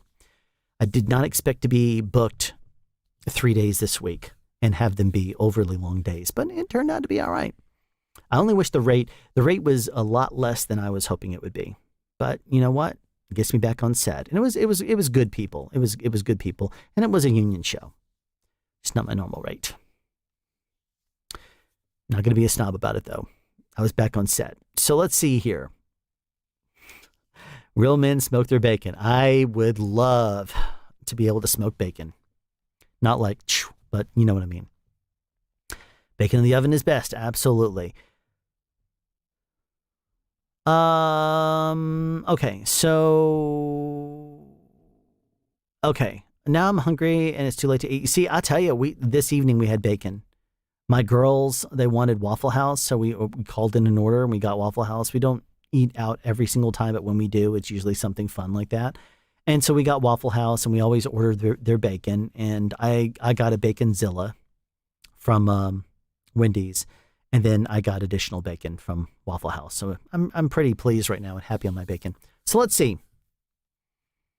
When they were filming inside the club on P Valley, did they do most scenes with quiet set and then add music and crowd noise in post? Yes. You have to when there's dialogue. Now, what we did do is when Clifford is on the mic, for example, and he's talking to everybody in the pink, we would have that going through a speaker, but very low volume, so it would not interfere as much with him. I think he was using a PR20, a Heil PR20 that was all bedazzled, and that mic would not, when he would speak straight into it this way, it would not pick up overly strong through the PA system. And there were certain parts in the music where as soon as Clifford would stop talking, the music would kick in gear and be full throttle. Now, whenever Clifford was on camera, you would hear that vocal in the dialogue. If Clifford was not on camera, we are not doing coverage of Clifford. And if Clifford was talking, no one else was going to be talking at the same time. So at that point, we would just be blasting music. Now, if Clifford is talking and there's action going on, what they use is what's called a thumper, where they basically do a roll-off. Well, it's not really roll-off. It's a roll-off, but it's not what you would consider to be a low pass. It's a high pass, where you'd roll off everything above, not below, but 50 hertz. So just the bass would go doo, doo, doo, doo, and you would just hear that bass line. So if there was a doo, doo, doo, doo, doo, doo, doo, doo, doo, doo, doo, and then all of a sudden they drop it to a thumper, it'd go doo, and you would just hear that. And so that way it's below the vocal frequencies. It's not going to interfere at all with your voice. So that way they could continue to dance and whatever to the music that they're dancing to. And it's not going to completely throw off the dialogue. Now you may say, what about harmonics and overtones? I saw your video about that. True enough. But you got to keep in mind that this is a low frequency, that post can easily dial in on that frequency and the harmonics of that. So it's very easy for them to dial that out. And not only that, if you were to, now the big trick on that is you have to make sure the bass line is not thumping something else like a chandelier in a house or something that would actually rattle. Because if that rattle makes a real sound that is not if it's not a regular type bass sound or something that's vocal, but it's something that interferes in the vocal frequencies, like a table rattling or glasses that are clinking on a table or something like that. They go clink, tink, tink, tink every single time the bass happens. That would be a problem.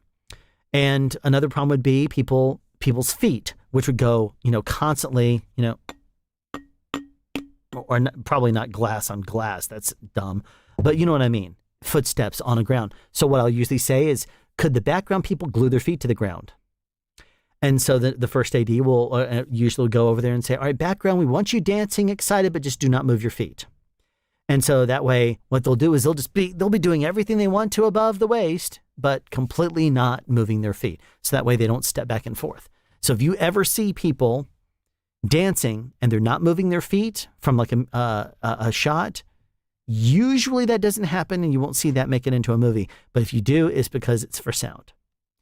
If you're seeing the actors, then we will have the background people do that with their feet, not lift them.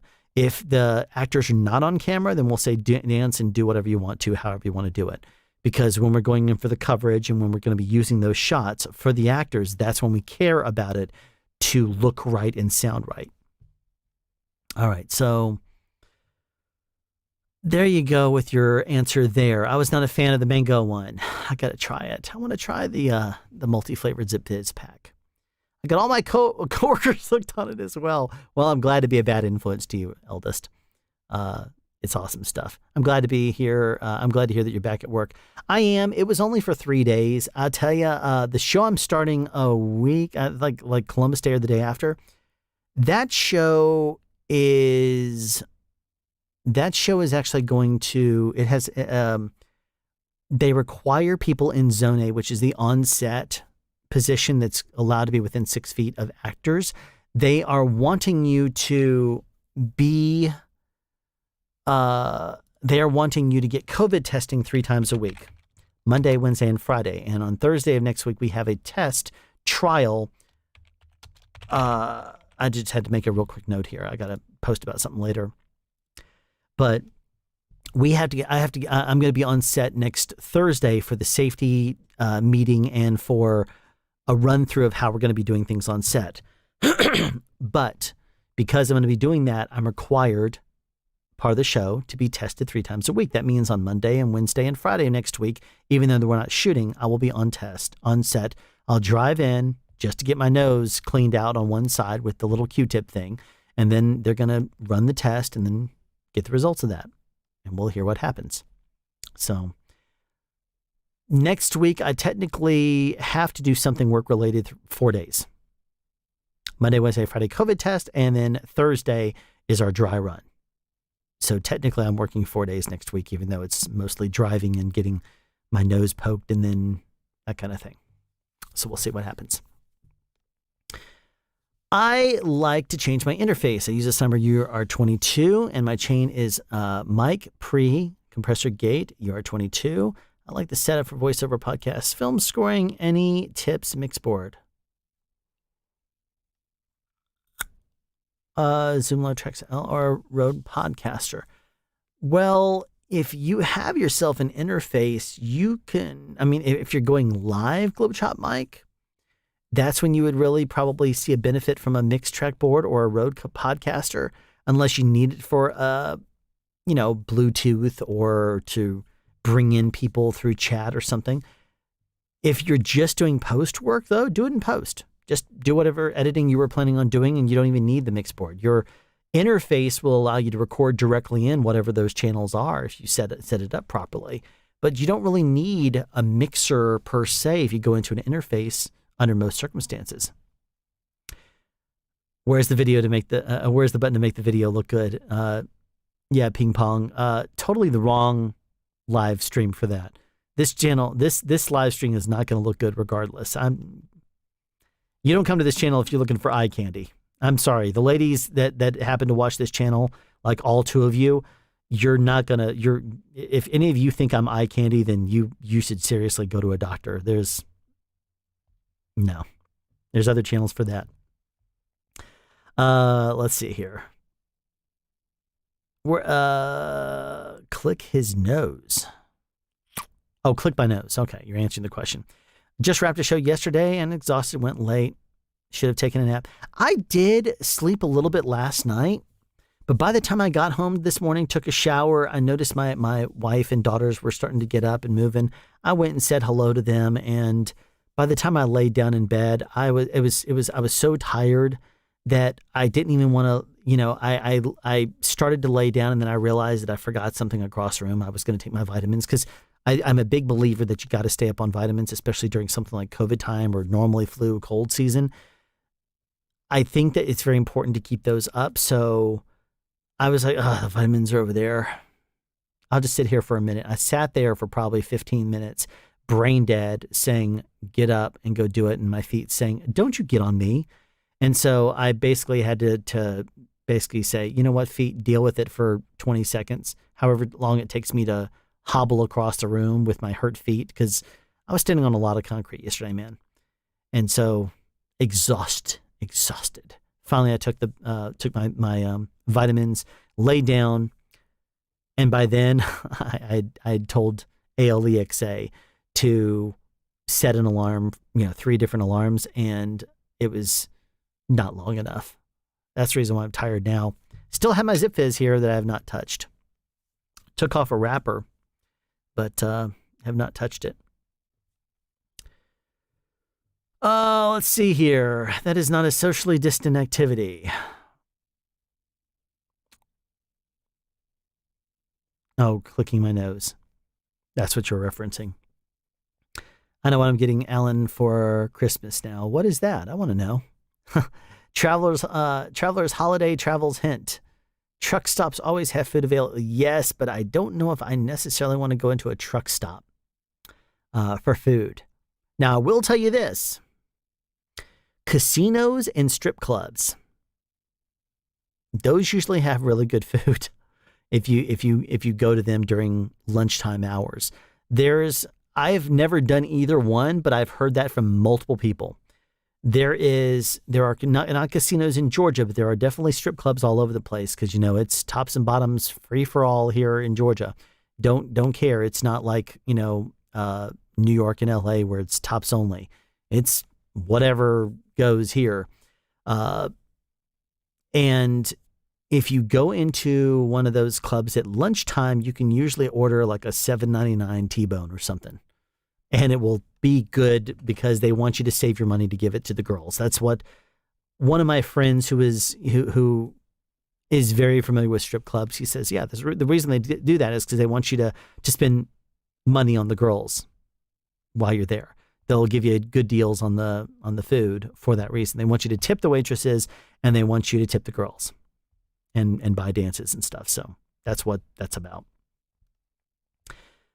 I'm really excited for the new Super Slot Locket in Australia. We have a lot of icky RF spots and and being able to catalog those scans and scan them around is going to be amazing. Yes, and there is, what is it? Gotham Sound, I know, has gone around and they've created scans. What is it?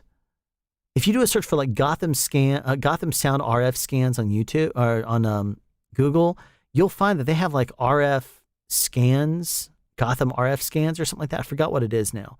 But they have a site where if you scan an area, you can upload it to their site and you can share what it is. So if there's RF around a TV station or something, you can see what those are. And it's cool. From travel, I got the Zoom F6 and the 416 for video. Is it worth running the Zoom into the PC versus just syncing in post? New to Zoom, and I like The float idea? You like 32-bit floating point? Is that what you're saying?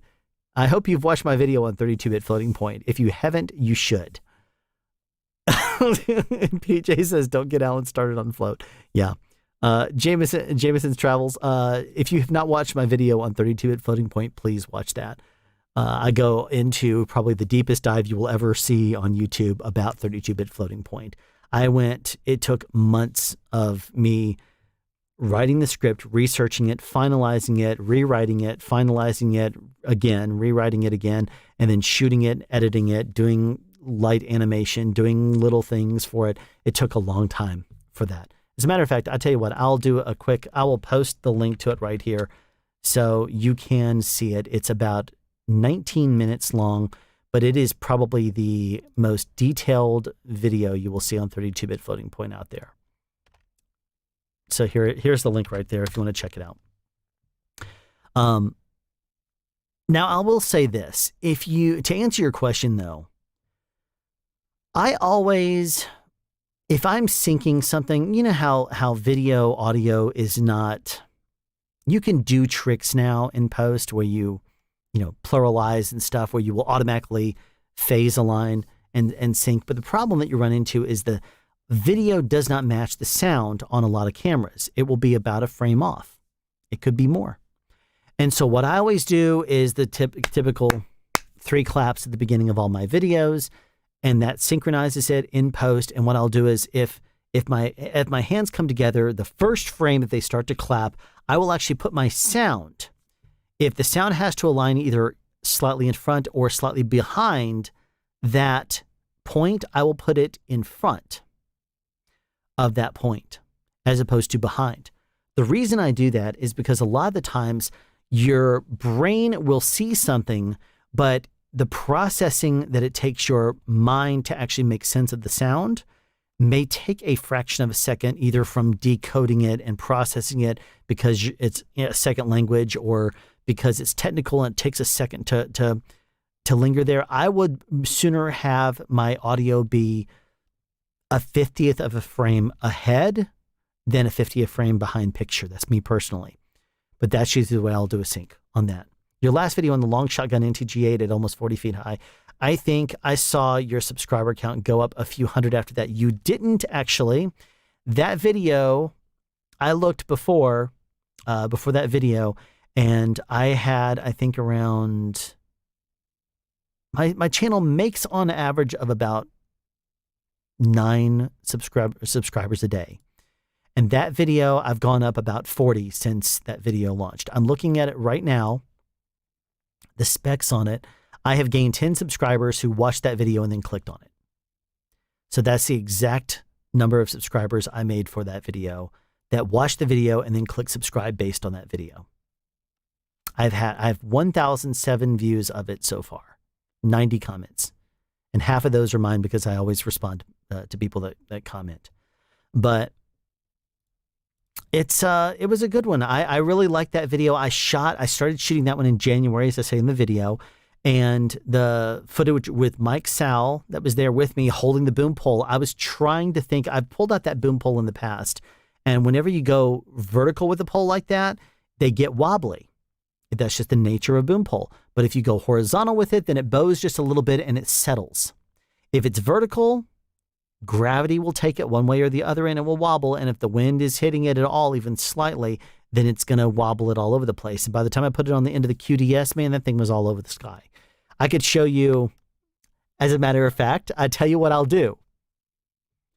I'll make this as a commitment to the people that when the membership thing goes live, since I've submitted please approve this, YouTube. Once YouTube approves it and I launch memberships, I will say that by Halloween, I will release to the people that sign up at a $10 level or the $25 level, I will release a special video behind the scenes that shows the footage of me going vertical with that and the process that it took. Because we had me and Mike there, And then we also had a camera guy who's actually, he's a guy that just graduated high school here in my neighborhood named Lucas. But he's a good guy. But I basically have a camera, a DSL, a mirrorless camera that will sometimes jump off. And so I hire Lucas and for certain things, and I'll tell him, watch it. And if the camera jumps off, let me know, because it's too far away from it. And if the light goes off, I'll lose footage. And so, and I've lost entire videos because the camera shut off, and then I walk over there and I say, wait a minute, what happened to this? And I look at it, I'm like, oh man, it cut off and that was so great. And I have to go back and reshoot it. I don't know why the camera does that. It just shuts off automatically. And there's a weird thing with it where it doesn't matter what lens I'm using with it, but it will just like almost like digitally jump in and then jump right back out. It's like a quick punch in and punch out if you're watching the screen, and if you're recording at that time and it does that, it will instantly turn off. Even if you select the record without the lens, you turn that on, even then, if it punches in and punches out, that does a quick thing, instantly the camera turns itself off. It's a DMC G7, Lumix, Panasonic Lumix camera. I have no idea why that happens. I want to buy a better mirrorless camera, and I will probably, if I keep working and stuff next year, make that a priority, because it'd be nice. But the big thing is that I bought the G7 for is because it had a mode that you can go in and do like a little hack to it where you could record 4K videos for an infinite amount of time. Most of the time, video cameras are capped at like 30 minutes. If it's 4K, it could be like 10 or 6.5 or something like that. But if you do this little trick on it, you can do it for an infinite amount of time.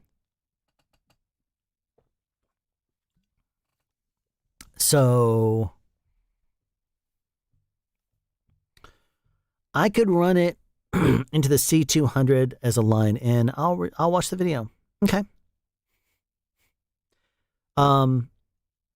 If you do run it in out of a mixer into your interface, if you can sidechain it, that's the best way to go. If you can't, then go line in. Absolutely, that'd be the best way to go. So I could run it into the. Okay, it was an awesome video. Thank you, Timothy. Does Sanella make an NTG8 Sennheiser 8070 blimps? They don't make it for both. They make the WS11 specifically for the NTG8, but they do not make a separate. They do not make one Zeppelin that would fit both. Let me see if there's a way for me to put. It's going to be. You're going to see something goofy here in a second. If I can make this. Okay, here's what I'll show you. On Rycote's website, you'll see me, and you'll see my screen here for a second. On Rycote's website, if you go over here, let me see where it is.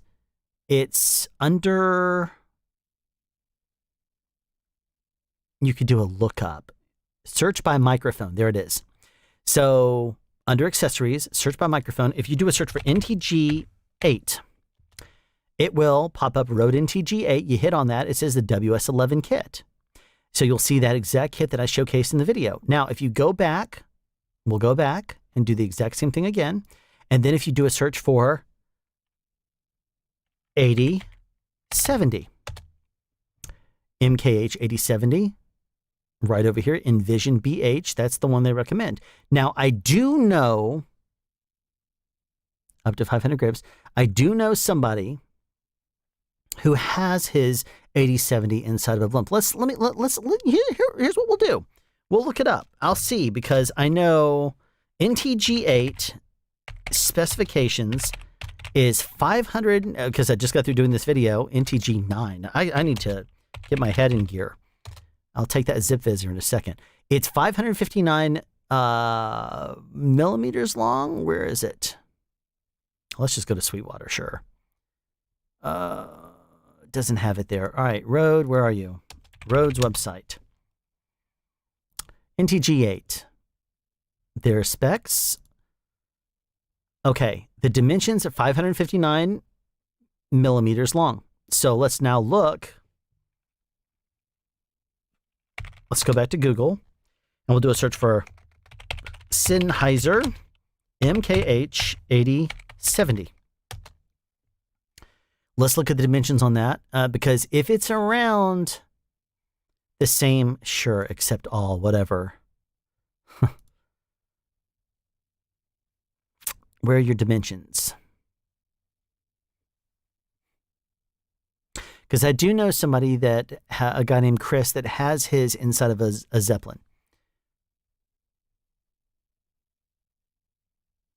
Where is all right, spec sheet. Look at the spec sheet. Okay. Where are your dimensions? 432 millimeters. So with an XLR module, 465 millimeters long. So I would not think that you would want to have an extra 10 millimeters. That's even longer. Be like 13 centimeters extra on that module. So what I would say is, if you go to Rycote's website, how long, let me see how long. All right, so that says 465 millimeters. Okay, so what I'm going to do now is go up here and I'm going to look up just let's close this. I'm going to look up just the Sennheiser MKH70 specs. Brain is starting to go fuzzy, sorry. All right, so recording hacks. Where are you? Sennheiser's website. Where are you?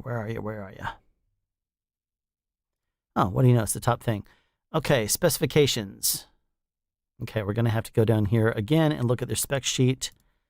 And let's just download it. All right, where are your dimensions? 410 millimeters long. So you need something a little bit longer. Let's now look at the Rycote product line. We're going to look at their modular windshields, accessories. If I can't search by microphone, let me look. Where are you? Windshield rain jacket? No. Handles S series. Where are you? There's the baskets. It's up on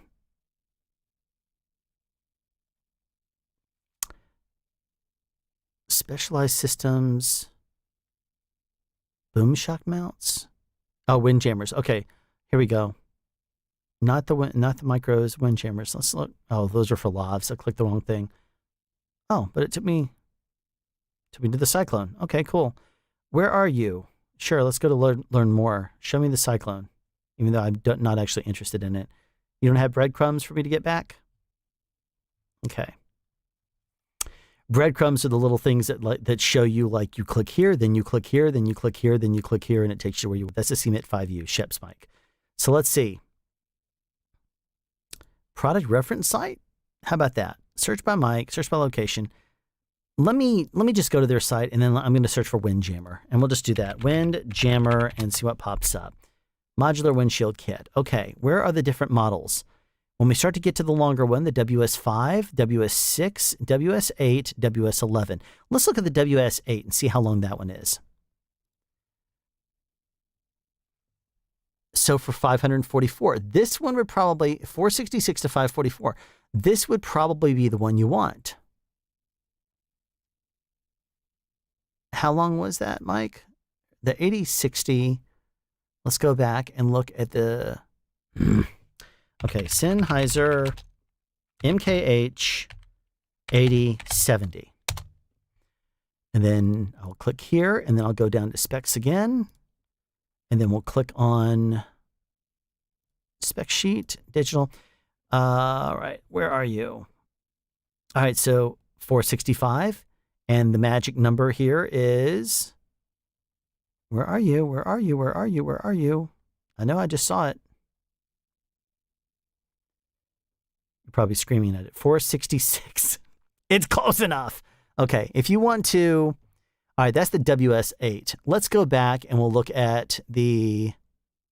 If we backed it off, there's the WS8. If we backed it off to the 7, what does the 7 get us? 455. 401 to 455. And that's a 465. So yeah, I would say probably the one you want is the WS8. WS8 is the one that's, see how it says 451 to 540. Yeah, there you go. That's just the one you should get right there. And then it has a duck, which is just a foam type piece on top of it. that allows you to cover the rain when it's in a vertical position. When your pole is vertical, it doesn't really help you a whole lot on the back there, but rain covers are kind of cool. And then the HWC, the high wind cover, and there's the kit. So basically what they do is they give you the regular Zeppelin, and there's the end, and then they give you different extension pieces. So the longest mic that they make it for, I think, is the Rycote, or the Rode NTG8 right here. See how it says suitable for the Rode NTG8? Oh, I should have just looked at that. If I mouse over it and stay there long enough and stop being a spaz, if I mouse over it, it'll tell me exactly what it is. I could have answered the question if I didn't just constantly go spastic with the mouse. Look at that. None of the other CSS5. So there you go. You can kind of mouse over it. What? Neumann what? Oh, okay. I was like, that's not a KMR or anything. Sennheiser MKH60, 8060. So yeah, it gives you all kinds of fun little mic options. But there you go. Right there on the screen, Sennheiser MKH 8070. Right there, WS8 kit right there, which is the one I recommended. Woohoo, I got it right. See, I can tell you exactly how to go about getting the information you want. So now we will turn this bad boy back into cam only mode. There we go. Now let's see what my chat has gone to.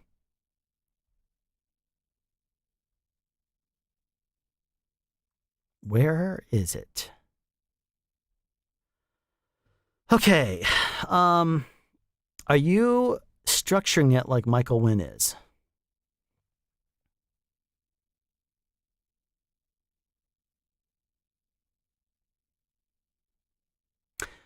PJ, it was 12 minutes ago when you wrote that. Could you please tell me what you mean by, am I structuring it like Michael Wynn is?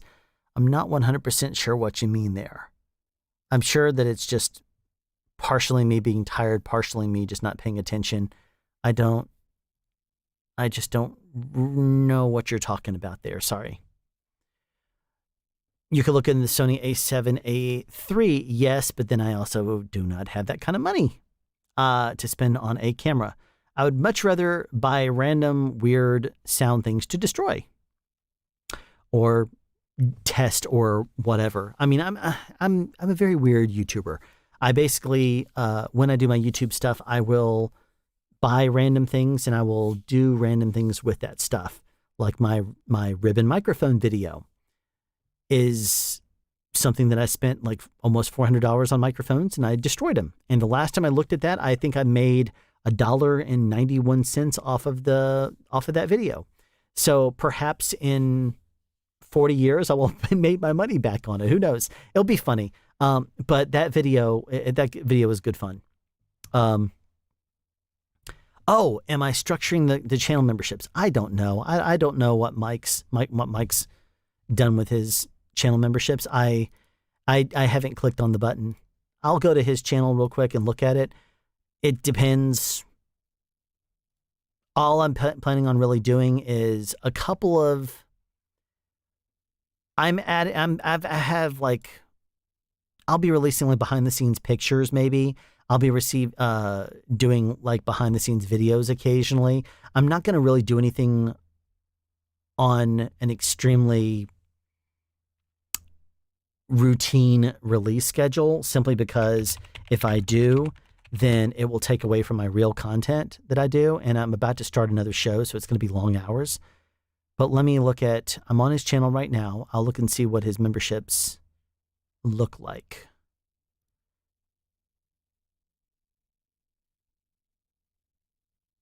Okay. No, $3.99 and $9.99. No, I'm going to have like a $4.99, a $9.99, and a $24.99.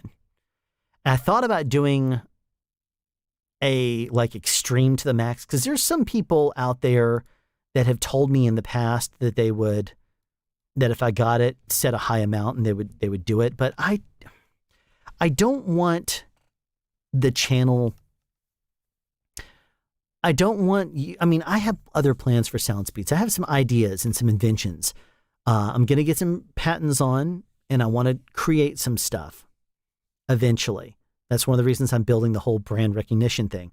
And when I do, I don't want the YouTube thing to be something that I'm getting greedy about in the meantime. I don't want to do, I mean, I didn't even used to use affiliate links, but one of the reasons I started doing it is because I could never find the share feature whenever I was trying to link people. I kept saying, okay, which do if I send this whole question mark whatever, I used to have to take it off and then try to do that on my phone. It was so annoying. But if you use the affiliate thing, they give you site stripe, which allows you to go to a thing, click a button, give them a link. And there was a lot of people that were saying, do you have a link that supports your channel? And so finally I started using them. But if you look at a lot of my earlier videos, there was actually one that I ended up using the YouTube removal tool and cut out a part where I said I don't use affiliate links because I used to not.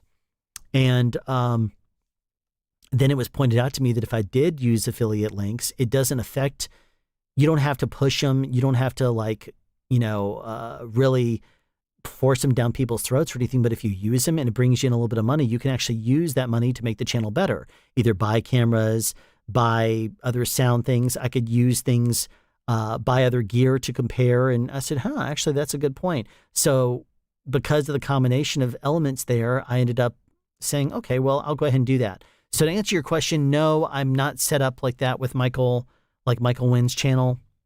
I'm set up like a $4.99, a $9.99, and a $24.99. And I thought about setting up that really high amount and being at one where I have an actual Google Voice number that is used, that is a very cool number, that I happen to do a search. When you sign up for a Google Voice number, you can do a search for certain numbers. And it presented me a few, and then I played with it a little bit, and I found a combination I really liked, and it's in my mind right now because it's so easy. But no, it's not spelling out sound speeds. In case that was something that you were thinking, is maybe you just type out the word sound speeds. No, that's not it. But I thought about doing one where if you paid enough money, you could get me to text you back like support.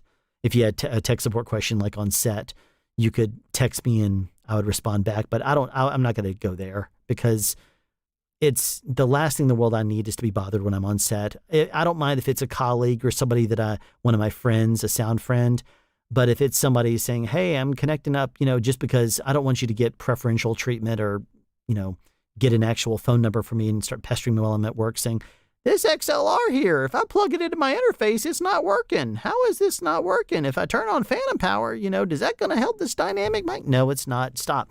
I don't want to do that or play that game because at that point, I'm basically selling off something I don't want to give in exchange for money. And it's not something I really want to be a whore for money. I've never really wanted to be. So I don't do sound speeds as a channel because I'm hoping to make millions of dollars. That's one of the reasons why I don't ask for share, subscribes, and donations, because I figure that if people wanted to, they would do that. And part of the reason whenever I've talked to other YouTubers that do ask people to share, subscribe, and donate, when I have talked to them, they say, oh man, look at the amount of view time that you have from your average view time. Typically, if I look at the number of the minutes watched on my video, it usually equates to half or more of the episode. And I think the reason why is because my philosophy of if someone likes the video, they obviously like me or like the channel or like what I'm doing on it. And at that point, they'll go to the channel, they'll realize what I'm doing, and they're not going to skip through a whole lot. They might skip a little bit, but you're not going to be skipping through the whole thing and only watching a minute and a half or 3 minutes of a 20-minute video. And that's the reason why a couple of the people I've talked to, they'll say, yeah, look at my average, the 2 YouTubers that I can think of that I've talked to, and I'm not going to share their names, and they've shown me their specs. It doesn't matter what their video duration is. Usually it's between about 3 and 4 minutes, their average view time. It's not that way on my channel. On my channel, it's about 50% usually of my viewer, of people that watch my videos are usually watching at least 50% of it. I'm looking right now at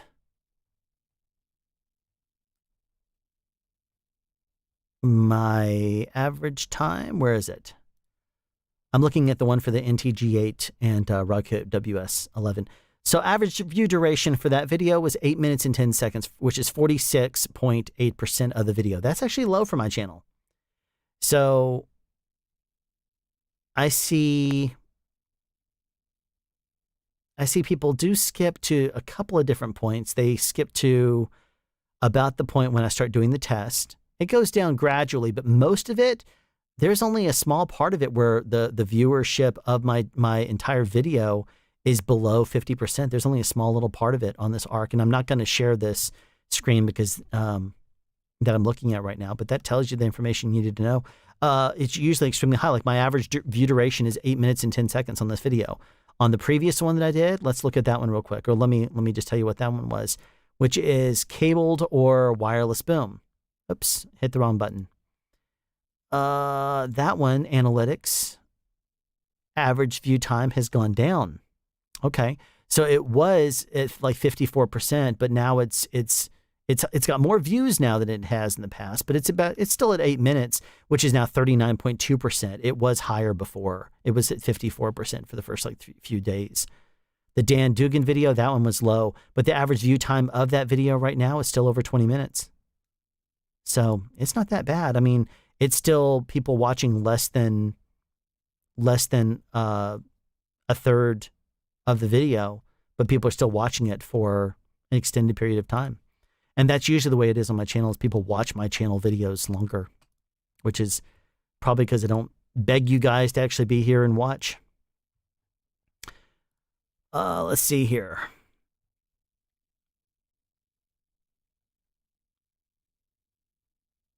Someone said you sound like an owl. I mean, an owl probably sounds better than my voice, to be honest. I don't know. Good one, Tim. Who? This stuff is amazing. 'Tis the season. And the Christmas version they come out with looks awesome. And I tell you, there's a secret place I found that sells this online at a very cheap price. And I'll be diving in on that very soon. I love it. Love it, love it, love it. Very rarely do I get it, though. It's something that's usually more seasonal. And this is my favorite season. Going into the fall is just the best time of year for me.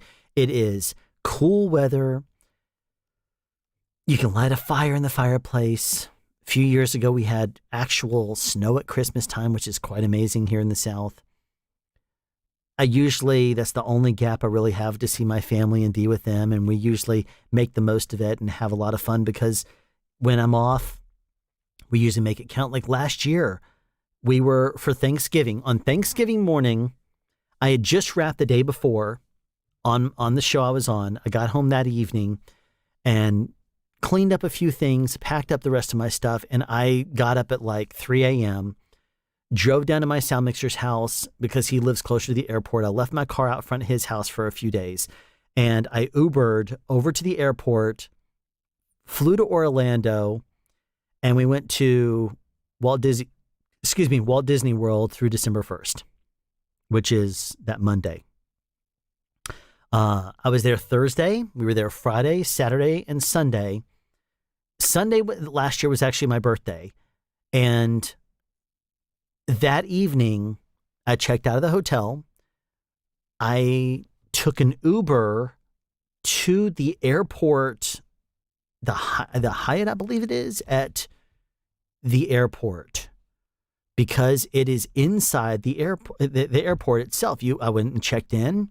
I was there with my family until late hours because we had gone to this special like dessert thing that was in Tomorrowland, and we got like really awesome seats to see the fireworks and the Christmas show and stuff at the Magic Kingdom. And so we did that with the girls and everything, and that was a blast. And then we went back to the Contemporary where the girls were staying. I stayed in a different hotel because they're all girls and they want to have their own place, but Disney is extremely expensive. And I was like, you know what? Just for me, I'm never going to be in the room. I'm going to be in your room for most of the time. I don't require luxury. I actually tried to convince her to let me just sleep in a car. Let me just sleep in my car. No, let me live off site then. Let me go someplace cheap, a Motel 6 or something. I'll Uber in every day. And they're like, no, you're not going to do that. You're going to stay at one of the nice resorts. I'm like, I don't need to. But my wife insisted on me having the whole Disney experience too. And I was like, okay, fine. So I would Uber over to the Caribbean Beach Resort, I believe it was. It was like a mid-tier one of it was closer to the Hollywood Studios in Epcot. It was like right between there. They have the Sky lift system that goes from one to the other. And on my birthday, we had this day, and then at the end of the day, I ended up Ubering over to my airport hotel. I was only there for about 3 hours. I got there just before midnight. I checked in, got in my room just after midnight, and I set my alarm for 3 a.m. And I had already showered and everything, so I was literally only sleeping for about 2 hours, a little bit over 2 hours. I took a shower, pretty much packed up everything. I didn't really have anything that I needed to unpack and then, repack later. But I slept, I got up, I just basically got dressed and then had all of my gear, all of my luggage and stuff with me. I left, I walked straight down and got right in the line to the ticketing and the check desk. And it was really cool walking from, down the hall, getting on an elevator, walking down and walking into the middle of the terminal and being like, oh, this is cool. And just walked right around the corner and checked in. And what was really weird is you're supposed to be getting there an hour before your flight. And my flight was at like 5 a.m. or something. And they didn't even open their doors until 4. So I stood in the line, and then staff members start wandering around at like 4, maybe it was 4:30. I don't remember. It was like right before the flight, like half an hour before we were supposed to. I mean, you would think that you're supposed to be boarding at that point. And they got up there, they checked my luggage, and I jumped on the plane. I rushed to the gate. We flew out of the regular time. We arrived in at an appropriate time, got out of my plane. I went down, got my luggage because it arrived at the carrier, and I basically just called an Uber. I didn't know you had to be at a special place at the airport in order to pick it up. I was like, where are you? Where are you? Oh, I'm at the Uber pickup. Where's that? And I had to find it. And once I did, I jumped in that. There was clear traffic leaving the city going out, and I was able to get to the stage where the show was that morning about 25 minutes after call time, which was 8 a.m. So I got there because I'd already told my mixer I'd be arriving a little bit late, and he was totally fine with that. Because remember, my car was parked at his house. Worked that day. At the end of the day, we drove back to his place. I took my stuff, threw it in my car, and I drove home. It was nice. I tell you, it was really nice. We do really crazy trips sometimes that are very, very intense. When I was on a show called Necessary Roughness Season 2 and Season 3, they were too cheap to want to pay us the one holiday day for the 4th of July. So instead, they would give us the entire week off, even though we would always wrap 2 or 3 weeks later. Crazy.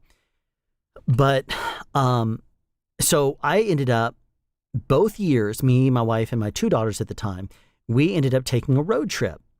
And the first year, we took a road trip out to South Dakota.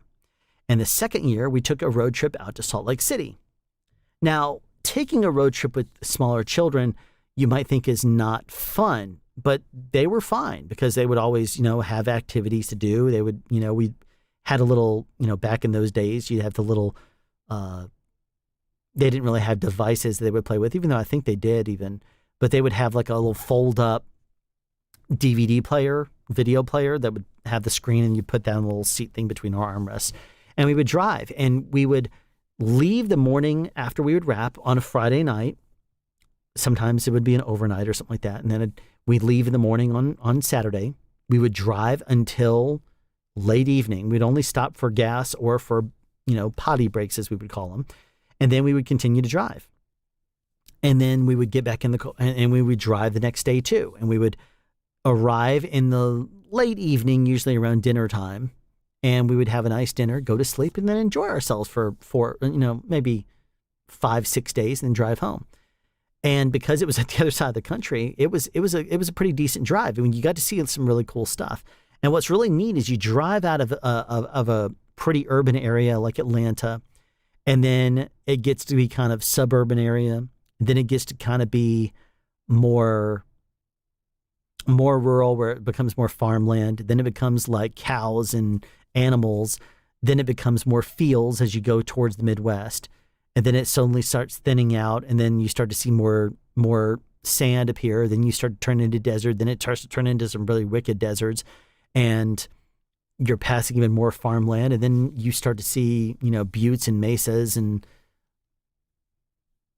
really cool rock formations and stuff. It's really awesome. So that's what we ended up doing. And there's some really cool things that we did there. That's the kind of thing that I might share some of the behind the scenes type stuff. Some of those kind of adventures that we saw some really cool things. Maybe even put together some video montage things or some kind of behind the scenes fun video. I don't know. I might do a live stream or something for people that join memberships. I don't know. I submitted something. I don't really know what to submit. I don't know what people are interested in. Most people who are telling me that they would join the membership thing would just be to support the channel and to be nice and to be helpful and to support the channel. They're not looking at it as being something that they're looking to try to get special preferential treatment out of. But I mean, there could be people that are like, well, I'm only going to join if you're going to mention my name. I don't know. But, I'm bad with that kind of stuff. Even on Patreon, I'm bad at it. I'm about to, later this year, probably do away with all the benefits of being a higher paying Patreon person and basically just make all my live streams public in case anybody wants to watch them. So who knows? All right.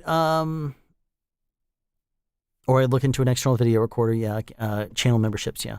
All right. Hey, Alan, then go with the A6600, costs less and has no record limit. Yeah. I'll probably, Eldest, reach out to you before I'm actually looking to buy a camera. Right now, I'm pretty happy with the way things are. My channel doesn't look as great as it could, I'm sure. Is not as polished, but you know what? It's a sound channel. And if you come to my channel looking for it to look pretty video-wise, you still have me to look at. It's not anything that's going to be anything you're going to brag about. Look at this guy, he's hot. And that's not going to happen on my channel. Look at my channel and say, oh, this guy, he's got a nice personality. That's a good way to word it. He's knowledgeable. He's the kind of person that you go to if you want to be nailed and with a topic and learn some stuff. You don't go to my channel because you're looking for eye candy. So anyway, plus the open Sony E-mount, so plenty of lenses. Okay, cool. Lenses. Awesome. Worth it or not? Hey, Alan, steak time. Oh, yeah. That's right. Andre's in the house. All right, cool. He showed up here. When he shows up here, he and I, regardless of COVID and whatever else, we're going to go out and buy and get ourselves some meat. This guy here, he's a Texan. He's got a cool channel too, Worth It or Not. He talks a lot about different action cameras and different types of things. He tests them. I like his channel. If you go to his channel, check out his videos. But I tell you, he's going to be traveling out here to Georgia. And we're going to go get ourselves some meat. And I cannot wait because it's going to be awesome.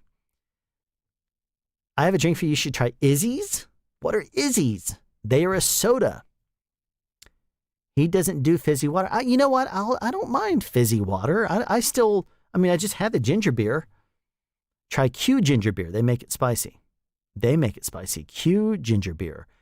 What is the one you mentioned earlier, Eldest? Q ginger beer. Let me look at that one.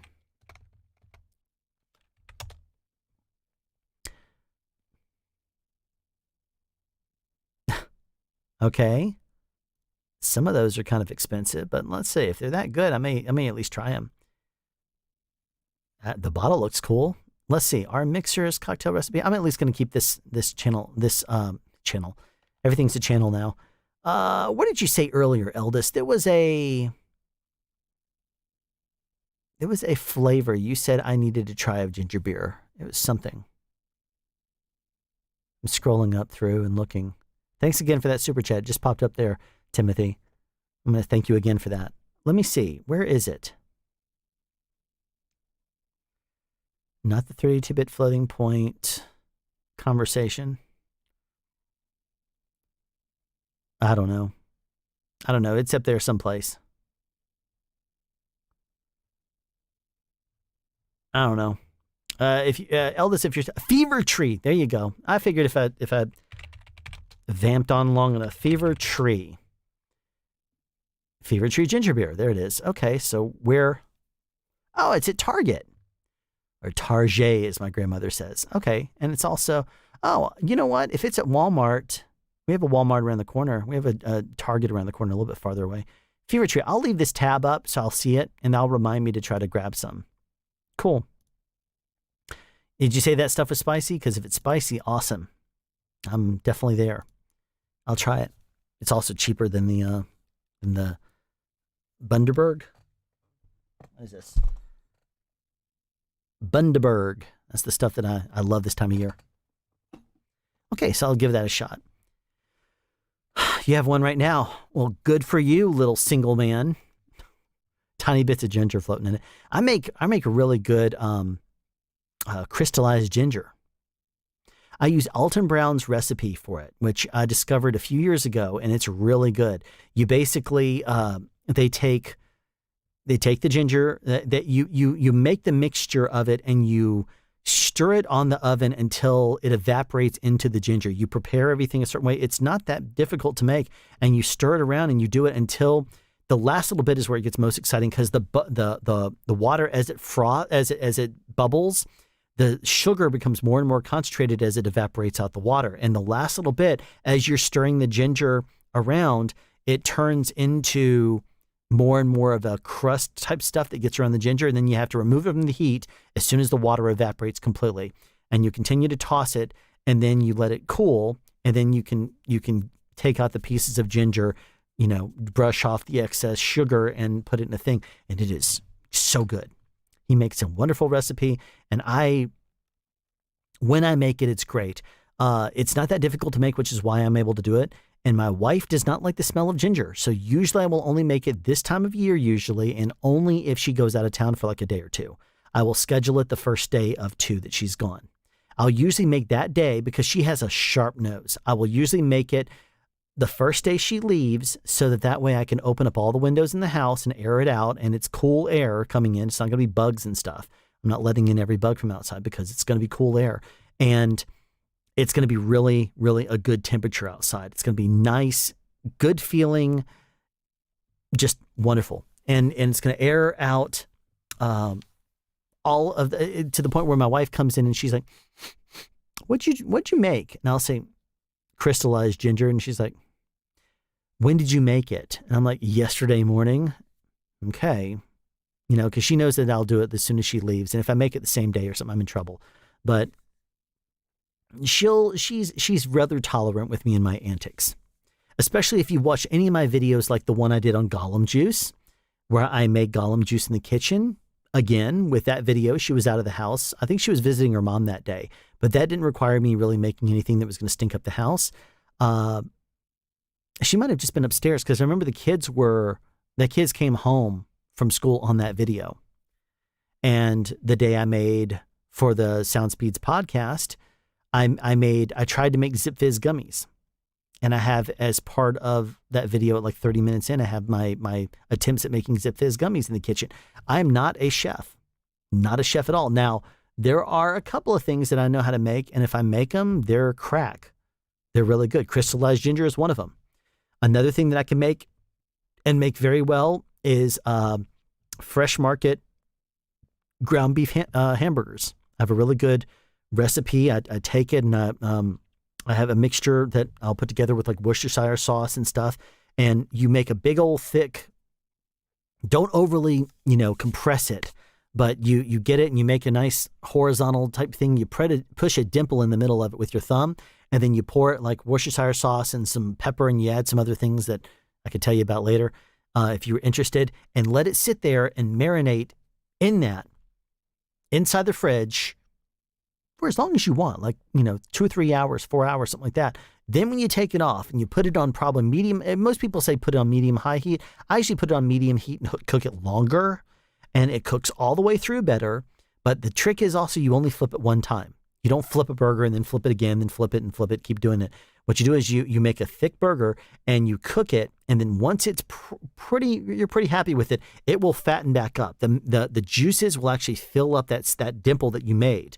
And because it had started to marinate because of all the Worcestershire sauce and stuff in that, all the juices, that dimple will come up and pull up, and the burger itself will sit in this massive, it's not flat like a little flat squash thing, it will actually bulge out a little bit, despite the fact that you push in a dimple that's, pretty sizable dimple like this.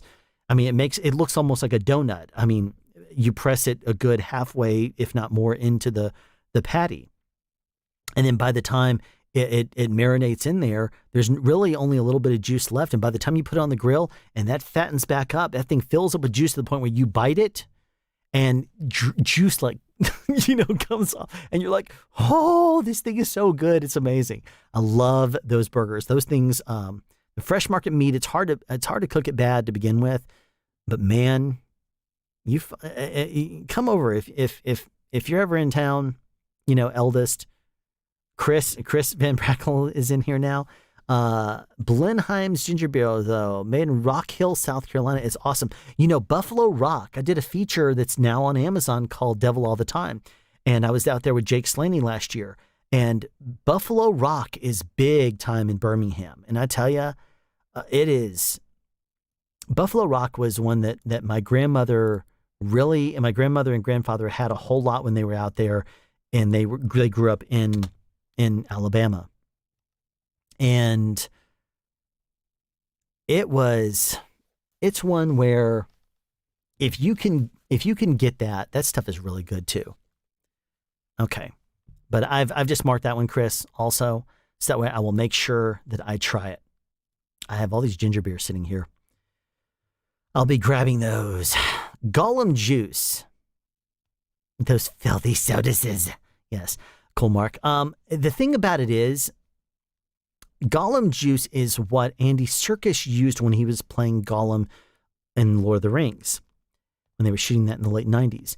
Now, the big thing about, or not late 90s, but I guess it was in 2000, I think, that when they shot that, because it was released in 2001, 2002, and 2003, if memory serves, right? I don't remember. I love them. But Andy's voice from doing the Gollum voice would get just destroyed. So they created a tea that had honey, lemon, cayenne, different things. And then I made a video. If you do a search on YouTube for Gollum juice, I'll post a link down here. If you do a search for it, then you'll find my video is one where you will the thumbnail will make you smile. But that video right there was a lot of fun to shoot. And how many views does that thing have? Let's look at analytics. So surprising. It has garbage. It's gotten. Oh, I was thinking the last 28 days since upload, 1.4K. Okay, so it's still not going to have as much as Andy Serkis's video up there, but still, I was looking at that and I was like, wait a minute, only 35 videos? But that's 35 videos in the last, or 35 views in the last 28 days. That's a little bit of a different thing. Okay, but that video on Gollum juice is pretty awesome. So let's see. Tiny, okay, so just because it's true doesn't mean you have to use it as an insult. I don't know. I don't know what you just said. I don't know what that's a reference to. Turned into making ginger. Feels like I missed something amazing. Gollum juice. Love cooking. Okay, well, cool. I worked with a few people in Rock City. Good guys. Yeah, I did in the late 90s, I think it was. Early aughts. Rock Hill, South Carolina, I believe, is where the old Jim and Tammy Faye Baker place was. That turned into like a Ramada Plaza or Ramada Regency or whatever hotel. And it had that water park outside of it. This is God's water park. That water park, I was hired by a Baptist church in the late 90s to go there and shoot a video of like a youth group. It was like a bunch of youth groups from different Baptist churches coming around from around the South. And I think some even came from like the Midwest, but they all bust in. And it was probably 200 or 300 kids. They got together. They just had a blast. Really good kids. And, it was a Baptist church thing. But I was hired to basically videotape everything. And then at about 3 o'clock or so in the afternoon, stop recording, go back to my hotel room. So I had to have a full editing suite. And this is back in the old tape-based era. It was not video that was done on a computer and you import in your footage and you do it and then render. It wasn't that. I took tape, went out there with a big old video camera, went out there and shot footage. I went in, brought it in there, jogged and shuttled, and I edited the whole thing in my hotel room. And then I went to dinner. And then afterwards at like 7 p.m., they would have dinner at 6. At 7 p.m., they would do their revival type evening, fun, high energy, fun. It was a lot of fun. You would see, and I always made sure that I would try to edit the video in time to get it out there. And there was a lot of fun that they would do. And then I would record extra footage the night after and would add that into like an end of week recap type video that was a long type thing. And then I sold it for only like $10 because I didn't want to overcharge the kids. And it was just a lot of fun. And that was back in the old SVHS video era. But I think it was a total of 4 days that I was there. The day that we arrived, I recorded a little bit of stuff and then I put together just a little bit of something. And then, but it was always, I would stop around 2:30 or 3 in the afternoon. I would go back to my hotel room. I would quickly edit a video in like 3 or 4 hours. And it was a video that was kind of put to some music. And the music that I used was music from, they had a few people that were like Christian music, country artists or Christian singers that do Christian music. They had hired them because all the different Baptist churches had a lot of money, and they would come together and do this really cool thing, and they would all kind of share the cost of certain things. And they put together one heck of a show and delivered some really powerful messages. And I'll tell you, it was really cool what they were able to produce and what I was able to produce under such a tight schedule, because I would put together these music videos. And there was some really cool things I did. Like at one point there was, and some of them were like, their minds were blown. This is in the 90s. So it's not like in the modern era of computers where you just click a couple of buttons I'm going to key this and bring this in and I'm going to put this on a tripod. This was a lot of handheld. And there was one thing that I did. I would do certain videos where like, I didn't know what I was going to do until the last second. I was piecing it together. And there was one part where the pastor's son, had the very first night I was there, it was really funny. He had, I had my door open. Guys were not allowed in the girls' hotel rooms. Girls were not allowed in the guys' hotel rooms. And I left my door wide open because I kept going out there in case I saw something that was kind of fun and I wanted to videotape it. Because that's the way I was, ENG type shooter. And I had taken my trash can. And I forgot what it was, but I was cutting wrappers off of videotapes and stuff. And I was, prepping some stuff. And I was doing that outside while I was in the hall, just kind of watching stuff, cutting open and pulling wrappers off of tapes. And I had left the trash can outside and I went into the room. And as I turned around and went back outside, there was a guy who was looking down the hall and he saw my trash can. He reaches down and he picks the trash can up and he stands there for a second. Then he walks down the hall. And I was like, did that dude just steal my trash can? And so I walk outside the room and I look and I see where he goes in and I'm like, he just stole my trash can. So later on that night, Barry, who was the guy, the youth group coordinator, he comes and checks in with me and he had something in his hand. He said, hey, you mind if I throw this in your trash? I said, well, I wouldn't mind, but one of the kids took my trash can. He said, what do you mean he took your trash can? I said, I had it in the hall. And it was sitting out there and I was opening videotapes and stuff. And he came by and he grabbed my trash can and left. He said, who was it? And I said, I didn't record him taking it, but I have footage of him earlier. I said, I don't know who he is, but I know who he is. And so I brought up some footage and I jogged and shuttled and found, I said, that's him right there. And he burst out laughing. He said, that's the pastor, the head pastor's son. And I was like, oh, really? He said, the guy who stole your trash can is the pastor's son. It ended up being that he didn't steal it. He was walking down the hall and he saw the trash can that was not right in the door jamb. It was next to it. And he looked at it and he was like, well, I don't know what this is there for. And he didn't want it to get taken away. So he was looking down the hall because they were saying, hey, come on in here. We're going to watch something. He's like, okay. And so he saw it in the hall and he didn't want it to get, stolen or whatever. So he picked it up, and he was a good guy. He was legitimately a good guy. But he just didn't think to look at the door it was next to, and he would have seen me standing there looking at him. But anyway, about 10 or 15 minutes later, he walks back in with a big grin on his face. He's like, "I'm sorry, I didn't mean to take your trash can, and I didn't think to look in here." He says, "I wasn't trying to steal it." I said, "Well, I'm not worried about it. It's not my trash can. It's just the one in the room." But it vanished. He said, "Yeah, I was just in the hall, and I was talking to some friends. We were going to watch something, and so they said, 'Hey, get in here.' And I was like, okay, well, cool. No problem. Thanks for bringing it back." And but there was a shot that I had of him. When I found out he was the pastor's son, I wanted to do something kind of cool, right? So I happened to see a picture of Jesus on the wall, like a very nice type oil painting type thing that was done, Jim and Tammy Faye Baker place. And so I got this really cool shot of it and framed a certain way. And then I said to the pastor's son who was I was actually walking with at a point, I said, "Do me a favor, come over here real quick." And I took him outside and put him on the balcony, and I had him kind of reaching over the side and looking around like this.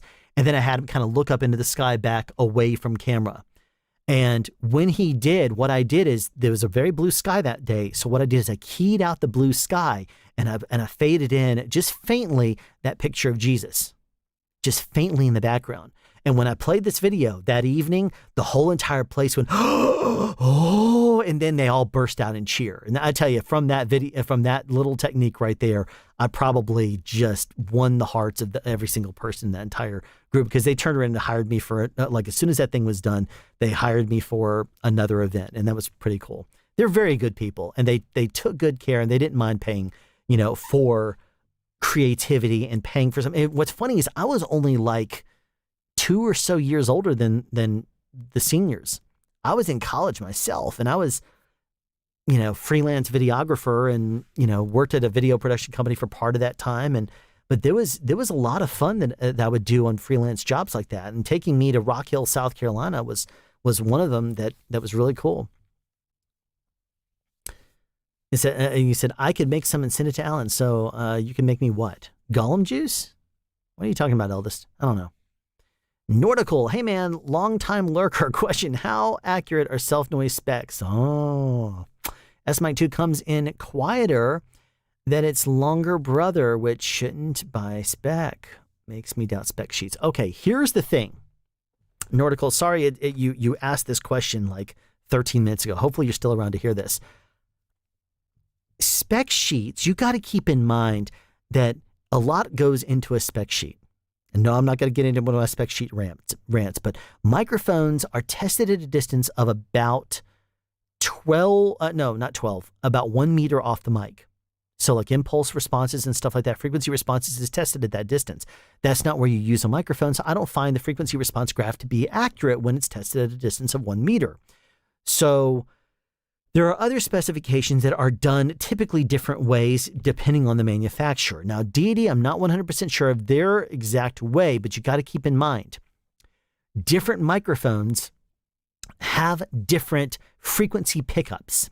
Some of those frequencies, if it picks up lower end better, it's typically going to have not as good of a noise performance because it could lead to more rumble. If it's a small diaphragm, but it picks up more bass rather, it's probably going to have a higher noise floor because it picks up that low end. And it also depends on the kind of, if it's a regular condenser, if it's a dynamic, if it's an electric condenser, there's differences there also, which could lead to certain frequencies being embellished or heard. So if you're talking about the difference between the S-Mic 2 and the S-Mic 2S, their off-axis rejection is different too. So if they were inside of an anechoic or a virtual anechoic chamber and you're trying to measure the impulse response on off-axis areas also, if it doesn't have as much rejection and you're trying to pick up all of that background noise around you, remembering that background noise is a sum of all the different directions that come into that particular microphone. And if that microphone not only just rejects out certain sounds better, and then you may say, oh, in a quiet room, it shouldn't really matter. Well, yes, it does, because that polar pattern does also create acoustically some different effects. And not only that, also when you're measuring a microphone, if if there are certain frequencies that are boosted that you hear more and that are registered more, then those they have to balance them a certain way, because if there's low end boost at all, that's going to usually drive up the noise floor on something like a large diaphragm, because it's going to pick up more of that low end that's going to come out as a rumble. So it depends really. The S-Mic 2 sounds to me flatter than the S-Mic 2S. They both sound good. I personally prefer the S-Mic 2S. It has more detailed sound. I think there's more modules or something inside of that, because I think they had more room inside the mic to do more with it. But if you're talking about the actual sound that picks up, if it picks up lower end sound or mid frequency sounds that you can hear easier, or higher pitch sounds that you can't necessarily hear as easy, depending on the frequencies they pick up and how you hear them, that is not the way that they're picked up by a calibration microphone, by the environment that you're in. Certain frequencies are heard better by your ears, which is the A weighting curve that's applied to them. So if you are talking about comparing two different microphones, one of them may look like it has different noise, but it also might have different set specifications for sensitivity. And so by the time you set the sensitivity the same, which if usually what I'll do is, if a sensitivity is negative 32 dB, I will set 32 dB on my Mix Pre 6 when I do a noise floor comparison. And if another microphone has a sensitivity, let's say of negative 27, I'll set it to 27 dB of gain. Because if I talk into both of them, technically they should both be picking me up pretty evenly at the same distance off mic. But then it also has to do with their frequency pickups and how their frequency response picks up frequencies in the room and how you hear them, and how the interference tube cuts out outside noises that you would also hear. So all of it comes into play with regards to the actual impulse responses and the way that the actual self noise is registered. So it could be also that a microphone, that when it is a hotter microphone, it has a lower self noise, or if it's because if you look at it, sometimes one of the tricks that a microphone manufacturer will do is they won't give you a sensitivity of negative 32 dB. They will give you a sensitivity of negative like 37, 38, or negative 42 dB if the self noise is around 16 dB or so. And that's sometimes a trick they use in order to make the microphone a little bit hotter, in order to make it a little less sensitive, in order to try to drive down the self noise a little bit in it. So that way they make it less sensitive, and that way it boosts up a little bit more while trying to reduce the self noise. There's a little tricks that some manufacturers will do. So if the sensitivity is not negative 32 dB or more sensitive, meaning a lower number, or a higher number, negative 22, negative 20, negative, if it's negative 40, then it's a lesser sensitive microphone. And at that point, I'll start to look at the noise specifications. If they're in the 15 or 16 dB, I'll start to say, maybe there's some trade-offs were made in the modules. Maybe they're playing games with the specs a little bit. That's when I'll start to do some kind of checks regarding the adding specifications together, and I'll start to do some math works to see if it's really working out as evenly as they seem to imply. That hopefully gives you an answer to sometimes some of the things that you might be hearing. Your ears may be picking up certain frequencies better than others, and you may hear self noise differently because every self noise is different, even on interfaces. The self noise, if you completely zero it out and you put something like this XLR 150 ohm dummy in there, if you do this and you put that in there, even the preamp will have different frequencies that you pick up. The noise, you boost it up and they all sound different. So there could be a whole bunch of different things that's different. Okay, so moving on. Fresh Market rocks. And sorry about interrupting your cookie advice. No worries. Thanks for the questions during the Sound Summit. Sure. I don't remember what I asked, but thumbs up, Kelly. Nordical, you could come in here asking a question about sound while we're talking about cooking. A bad tendency to be impolite. Urge is understandable and very true. This is a real talk. Alan, gotta go. Okay, about to fall out. Great to see you again, night all. Timothy, great seeing you. I also assume there's proper standardization as well. There is not, actually. That is one of the rants that I actually get into occasionally.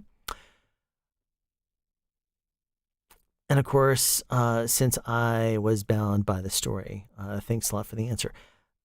There is no, if you watch my video where I interviewed Ray Rayburn, I'm going to post a video here, which is some homework for you. There's a video I have called, Can You Trust an Advertised Frequency Response? This is a video with legendary engineer Ray A. Rayburn, and he's got credentials. I had to look at my phone while I was reading out some of them in that video. But if you watch that video right there from beginning to end, I interview Ray Rayburn, and then there's another video I do where the entire Ray Rayburn video, which is like 2.5 hours, 3 hours, something like that long. And we talk about a lot of stuff. But the big important thing is if you watch that video, you will notice that there is a lot that goes into microphone specifications. And because there is no standardization of how to measure frequency response, how to measure self noise, how to measure, there are common ways that manufacturers will do them, but they are different. And sometimes numbers can be played with. They can be skewed in minor ways. That's considered legit. And there's different things you can do in order to kind of trick it into a better spec than it really is. And in that video, you'll hear a couple of things that the AES tried to do to try to standardize and figure out good ways of measuring microphone responses and some of the problems they had with that. But that video is really cool and enlightening. I don't want to get into it now because the video is long, but it's extremely informative.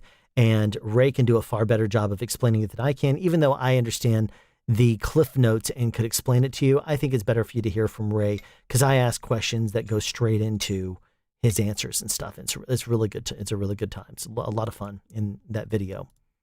So I would say watch that video right there because it's a good one. Let's see. We have caught up with chat, which is a very rare thing for me.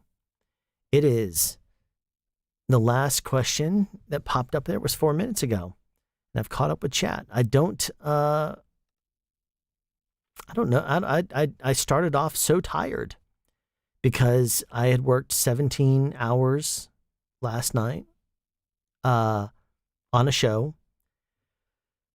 Got in this morning and during the 8 o'clock hour and took a shower and went to bed and got up at like 2. So I after working an extremely long day, I only slept like 5 hours. And so I'm pretty much a zombie, but doing well, I guess, all things considered. But if we have dried up our questions and everything, I'll go ahead and call it there. We have 18 people. Thanks for coming in and listening to my crazy stories and ramblings and everything else. I know Tim has already jumped off of here, but thank you very much for the $10 super chat if you're watching this later. And I'll go ahead and call it there. Well, we had some more people join just now just to hear me say thanks for coming in. But I appreciate you coming in here and spending some time with me and hearing the stories. Go back and watch it on the DVR if you want to hear the answers to what I'm actually talking about in the stream. Conversation kind of ran away from us here at the end, but hey, what do you expect to get on my channel? You're going to hear a lot of fun. You're going to hear some random stuff. You're going to hear me just rant and everything else. So thank you very much for coming in here. Horse Taco near the end. Love the channel. Thank you very much, Jeremiah Jackson. And Nordical, I'll be sure to check it out. Thanks for taking your time. Unfortunately, it's 7 a.m. here and I have to go to sleep. You're a night owl like I am. Awesome. Anyway, thanks for very, very much for coming out here. I've exhausted all the questions from chat, so I'm going to call it there. Y'all take care, and I will see you in the next stream, whenever that happens to be. It's been like 3 weeks since I did the last one. And I will probably try to do one next week if I can, because the week after that, I will be back on set and probably not doing live streams nearly as often. So y'all take care, and I will see you. Bye-bye.